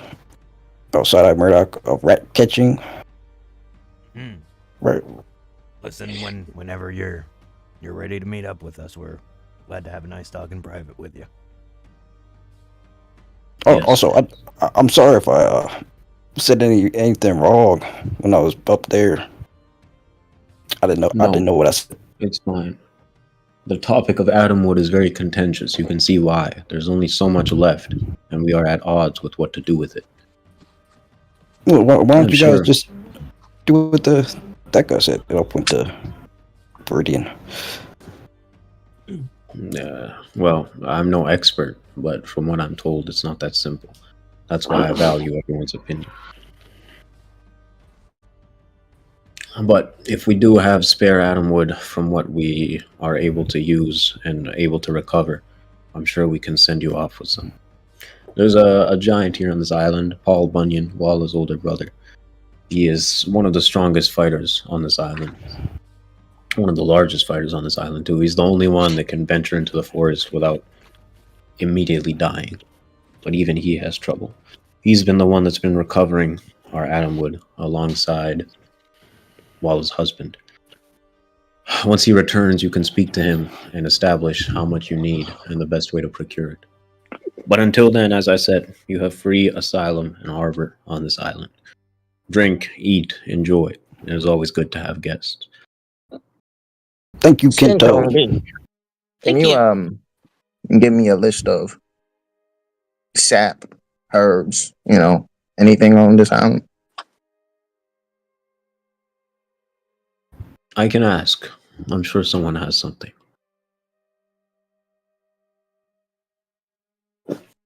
And with that, I would appreciate it. Kind of clap her staff again and drop down onto the ground, walking away. Oh my God! Thank you. This exciting? Rune begins to jump up and down. It's a beautiful thing. So this is the greatest challenge I've faced yet. So you guys really gonna go see that tree? Yes, but it won't be for free. I should have. Oh wait, Skin Tone B, this is not for free. Look at these goobers. They didn't even negotiate payment before. You see, really be up on your money from across the hall. Brother, we have no need for negotiating for payment. We will simply take our riches in Adamwood as we complete the job. Oh yeah, we can sell it. It's a good thing. So, are you guys, rat catchers? A wink. As much as you are. Oh yeah, I get what that means. I think you're a deer. I'm an antelope. That's what I said. He's definitely. I don't have any envelopes, bro. Let me tell you something. That's what he's an optimistic deer, and he was saying that it was not that, and it was. I am an antelope and an alchemist. Do you hear that? An antelope and an alchemist. So were you born that, or was it like Yes, I am an second thing. All right, that's fine. So, alchemy, that's like wizard stuff, right? Like the stuff in books. Yes, I am a wizard. A wizard? Wizards are cool. Boom! I'm a wizard. No, we met a wizard once. It's pretty well, I don't believe details. What? What do you mean? Well, I'm no wizard, but I will give you guys a free piece of advice. Don't buy a ship built by the Bernovskis. I'm not even just trying to sell you anything, but if you guys really are trying to, go past that, you should really increase your standard of ship quality. You're kind of too late, friend. We're already paid. You guys are buying from a crime family? That's what I'm How saying. stupid can you be? Crime family, my family. Honestly, we're pretty much homies. The These guys Belmontes have known about the Bernovskis for a long time. right. Oh, They seem like the only ones that don't know. Oh. What? I mean, we're the Viridian, whole reason shakes his head. we're the reason they're in charge of the West Blue now. They helped us in toppling out the other families. Oh, they're in charge we of helped the West them. Blue. So big, so important. Just the whole West Blue. Wow. I don't give a damn what they do with their time. At least it's not the East Blue. Oh. Never conquer the South. Right. Or the pansies of the North Blue, you know what I'm saying? Boo, Anya. The North Blue. Well, just to let you know, the standard is different on the Grand Line. I thought the North Blue people were tough. Let's watch it with the North. I mean, if it ain't the West, it ain't the best. That's what I say. Yeah, right. Well, I would consider your money gone. But if you don't want to sink on your way to the Grand Line, check in with me before you guys leave. I can make sure you guys are all right. I mean, if we could pay you for your services, would you be willing to come to the last camp? Let's discuss that at a later time. But I'm open to many different types of contracts. Contracts. Yiga, I mean Mika. If you are to get your boat from Bang the Boom here, then you will be needing this Adam wood that I am also interested in. Could I maybe get your forces to help us in me and my brother's mission to collect it? I mean, really, it all depends. If you got a little something, and I'll take my gourd and I'll swing it around. Bring my eyes from the gourd to Joko. I do not know what he means by something, but I am a little something to drink. Couldn't figure out what Booze Hound over here was talking about. I got my own homebrewed wine. Oh, that was a physical. A barrel. It's a deal. Viridian keeps us well supplied. I could not do without my cheese or wine. You got the services of the Blotto. All right, and hey, cowboy hat guy, what kind of weapons do you use? Hey, whatever's in that leg. Okay, and now look, I'm gonna be honest with you. If you enjoy the privilege that is drawing breath, I would stop thinking about my leg and just answer the question. Listen, pal, I just killed the woman I loved. There ain't a single damn thing you could say that would intimidate me. Do you understand me? I'm just giving you I want that leg. I expect that leg. Yo, I'm grabbing him by the ear. Man, what the fuck, Captain? Yo, we're gonna have a talk. Follow. Slow down. I'm hopping here. And remember, Kent, any leg you put on, I have to be the one to do it. Well, maybe he does have a little control over his crew. Miss Lady, could you clarify on that? Because if I'm going to make him something, I kind of need the information. Sure. I know the diameter of his leg. Listen to me. Listen good. You're not an idiot, right? You got a brain between those eyes. What? You got a brain between those eyes. You got something rattling in that head. Why the hell would the brain be between the eyes, Cap? It's between the ears. That's the saying. It's a metaphor. No, it's not. What do you want, Captain? You're better than this. Calm the fuck down. I don't understand why you're letting yourself being bossed around by these chumps. Ain't nobody bossing anybody around, man. It's about working. We're the top dogs in the West Blue. They should be begging at our feet. Yo, shut your damn mouth. All right. Damn. Captain, if you want to be someone, if you want to get somewhere, you need power. Don't tell me about being someone. You need people to fear you, Captain. Look at little Tuo. She's mouthing off, running around. She don't fear you. No one fears you, Captain. Watch your words. Or what? Yo, I'm throwing his ass out. Yo, you getting elbow dropped off this fucking table, where? All right, both of you guys will Right begin a very injured brawl as he's trying to hit you with the stump of his leg, and you're trying to hit him with your broken arm. I'm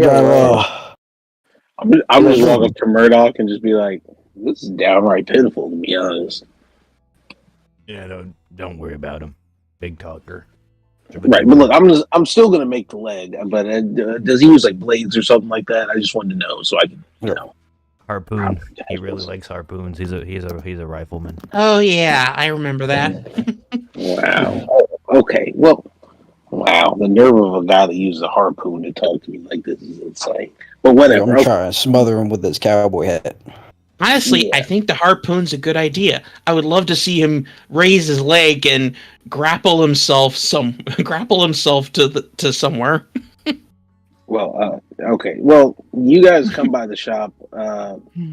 Probably I'll probably get to it tomorrow. Making the leg's not that big of a deal. So. Oh, can I call you Bang or Boom? What do I call you? Boom is fine. All right, Boom. How much extra would you charge if you tweak something? She has like a mischievous face about her, so you think she's trying to she wants to install a prank within the leg. Boom just pulls out an abacus and like some glasses and be like, "Well, what are you thinking?" You know what? Don't tell me. Surprise me. Do it at your own discretion. Even better. And they'll start just moving the beads around and stuff like that. Okay. And then and the medical costs, tax and inflation. Mm-hmm. Okay. The D&D too. Yeah. Okay. We'll settle it at 100,000 berries for everything should be fine. Oh, thank you. What was that? 100,000 berries for everything should be fine. 200,000 berries? Done. Actually, no. I'll give you 500,000 berries. Deal. Yeah. No problem. I'll have this all wrapped up tomorrow. Don't this worry. Is what happens to negotiations when Ingrydd isn't here. Yeah. Banky Boom was just thinking in his head like, "Who the hell are these guys?" And it's like, look, I'll go back and start working on it now. Hey, Skippy, thank you. Don't leave here. What the fuck is a chicken? We just got a green light on that job. You coming with us? Dude, you and your sap and your moss and all that stuff can kiss my ass. There's money to be made out here. I'm out of here. Onya, before he left, Onya gave the 500,000 to him straight. Oh, fantastic! We don't even have to count interest. My favorite type of customer, and I'm just walking out counting the berries. See ya. Hey man, watch my breadsticks. Well, that was a pointless. Kent, you can rest easy. You're gonna get your leg. Thanks, Onya. Belly Captain, he's a bitch. Yo, I'm a run and leap. Okay, let's not start this again. Oh, Anya's gonna grab his toe. What do I call it? What's his shirt thing called? I was gonna say toga, but that's Greek. Jacket. Collar. Yeah, his coat. I'll just go with coat. Yeah. I grab him, keep him from going down the table. Let's not do this again. I'll turn around to Jocko and Viridian. I might still have some booze on me. I'll look for it. From the booze, the cow. Yeah.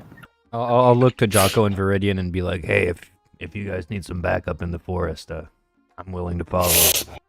Two people that are already out there are of interest to me." Yeah, we're going all right. They give me a barrel of booze for it. All right. All right. When do you guys want to leave? But when do you set out? I mean, this is your plan. I want to leave right now. I mean, right Catch up to that Murdoch guy before he gets too far. I mean, I think I should be good. It's the evening. They're probably not moving at this point. I feel a little bit We should better. probably enjoy the banquet. Yeah, probably wait till you get that leg, right? Yo, Born, how you feeling, man?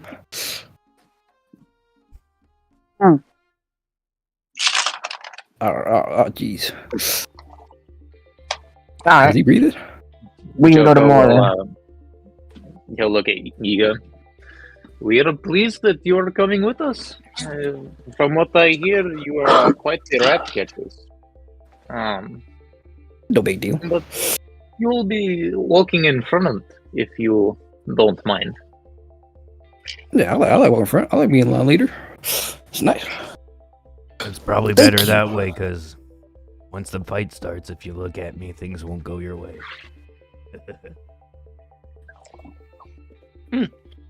Good to know. Keep in mind. Good to know. I'll remember that. Nice to meet you. I don't think I introduced myself to you. I'm Viridian. I already know your name. That's Skinny. No, wait, Who's Joe. he talking to? No need, Captain. He clocked all of us. He clocked all of us as soon as they rescued us. Yes, my brother likes to keep tabs on the rest of you. Nice. You should know who is going about killing all of these kings, racking up such a bounty. It's quite the price on your head. I mean, it was like one king and throwing some fireballs at some cultists. I hope that you will prove more valuable to us outside the Marine's hands. I heard you burned innocent lives. Okay, that was an accident. It was. I was aiming at some cultists. We don't do that no more. It is quite the accident to have. Earlier, you were I did make the mistake of doing it out in the open in a public space. That is on me. Earlier, you were helping your friend. Oh wait, I can't say his name. You a doctor? Yeah. Skinny Joe. Yeah, I'll pick up. Yep, I'm the ship's doctor. So now it is nice to properly meet you all. Ship's doctor. Pleasure all ours. Oh, I extend his hand out to Yiga. Yeah, I'll shake his hand. This is the best doctor in the West. We are pleased to meet you. Nice to meet you. Well, I'm pleased to meet the best doctor in the West. Right, Sushi's gonna be best doctor in the Grand Line, ain't that right? Time will tell. This year's Born. He's not good right now. We know. So she actually, I'm surprised no one has mentioned it, but she actually said his name out loud as soon as she woke up. Yes, you are not the subtlest people. I mean, yeah, tomato. So, we are all in agreement? We leave tomorrow at dawn? Sounds good. Sounds like a plan. Alright. In the meantime, need a drink. Booze! I will meet you back here. I'm gonna see if I can sneak any more of that ramen. Yeah, I'll take my gourd. And I take one of the ramen. I take one of the ramen. I chop a piece of it. I shove my sword through it, and I kind of like twist it around to make a silly straw out of it, and I put it in a cup that goes to Born's mouth. Nice. Let us see if there is any actual decent wine around here. Hey, I find some. Yiga, you seem to be the one to sniff it out. Tell me, where is your nose taking you? Yo, I'll begin to sniff. What? Do I got to roll something? Or... Oh, I didn't think he would actually sniff like a dog. Yeah, he is. That is exactly what he do. He's sniffing like a duck. Can he find some on me? On Anya? Do you have some? Not on the item list, but I mean, can we just pretend I do? Yeah, there's a bottle of rubbing alcohol in your healer supply, so he sniffs out. Okay. Yeah, I'll come behind me. Yeah. Rubbing alcohol. I call his witch's brew. I take my gourd. I'll slice off like a tiny piece of the table with my sword and use that wood to make 2 tiny cups. I'll fill them both with some booze, and I'll go sit beside Tuo, who's probably just sitting on the edge of the table. Give her a cup. It's not super filled. There's a bit of booze, but not a lot. And I'll just say, "Hey, for Chuma," and I'll chin with her and drink it in silence. So, For Chuma. she'll cheers and take a drink. She'll be like, "It was so scary. All their voices disappeared. It was that hockey thing you were telling me about." I think it is. I didn't think it would happen like this. Those things have a way to come up at the worst time, but at the same time at the best time. What happened to you? I don't know. I think it might be some hockey stuff too, but beats me still. I'll take a sigh and go back to sipping and drinking quietly. And another toast. Good riddance to getting rid of Azrael. And misery. Amen. Ron, bitch. And everyone can take a toast to that. They're quite a frightful bunch, ain't they, brother? I'm sorry, what was that? You know my hearing is bad, Voridian. I said they're quite a spiteful bunch. Oh yes, they seem to hold grudges and take lives easily. Can Anya hear what they're talking about right now? Because yeah, I guess. You wouldn't believe what we went through with that guy. Yeah. He was weird. He wasn't that bad. What'd he do? Well, he tried to take our doctor multiple times. What exactly do you mean by take? Kidnap. Take it from us. Basically, in short, an old friend of mine from my childhood turned into a predator. So you're saying that a man tried to take away your lifeline, and you don't see that person as that bad of a person? I see why you all had to kill him. It was quite the man. Well, technically, we didn't kill him, but well, I don't know if I killed him or not. But he just vanished from existence from when I last saw him. Every day. They hide him. Well, they. Oh, I was gonna say earlier. Sorry, go ahead. No, I literally just said they hide him. God.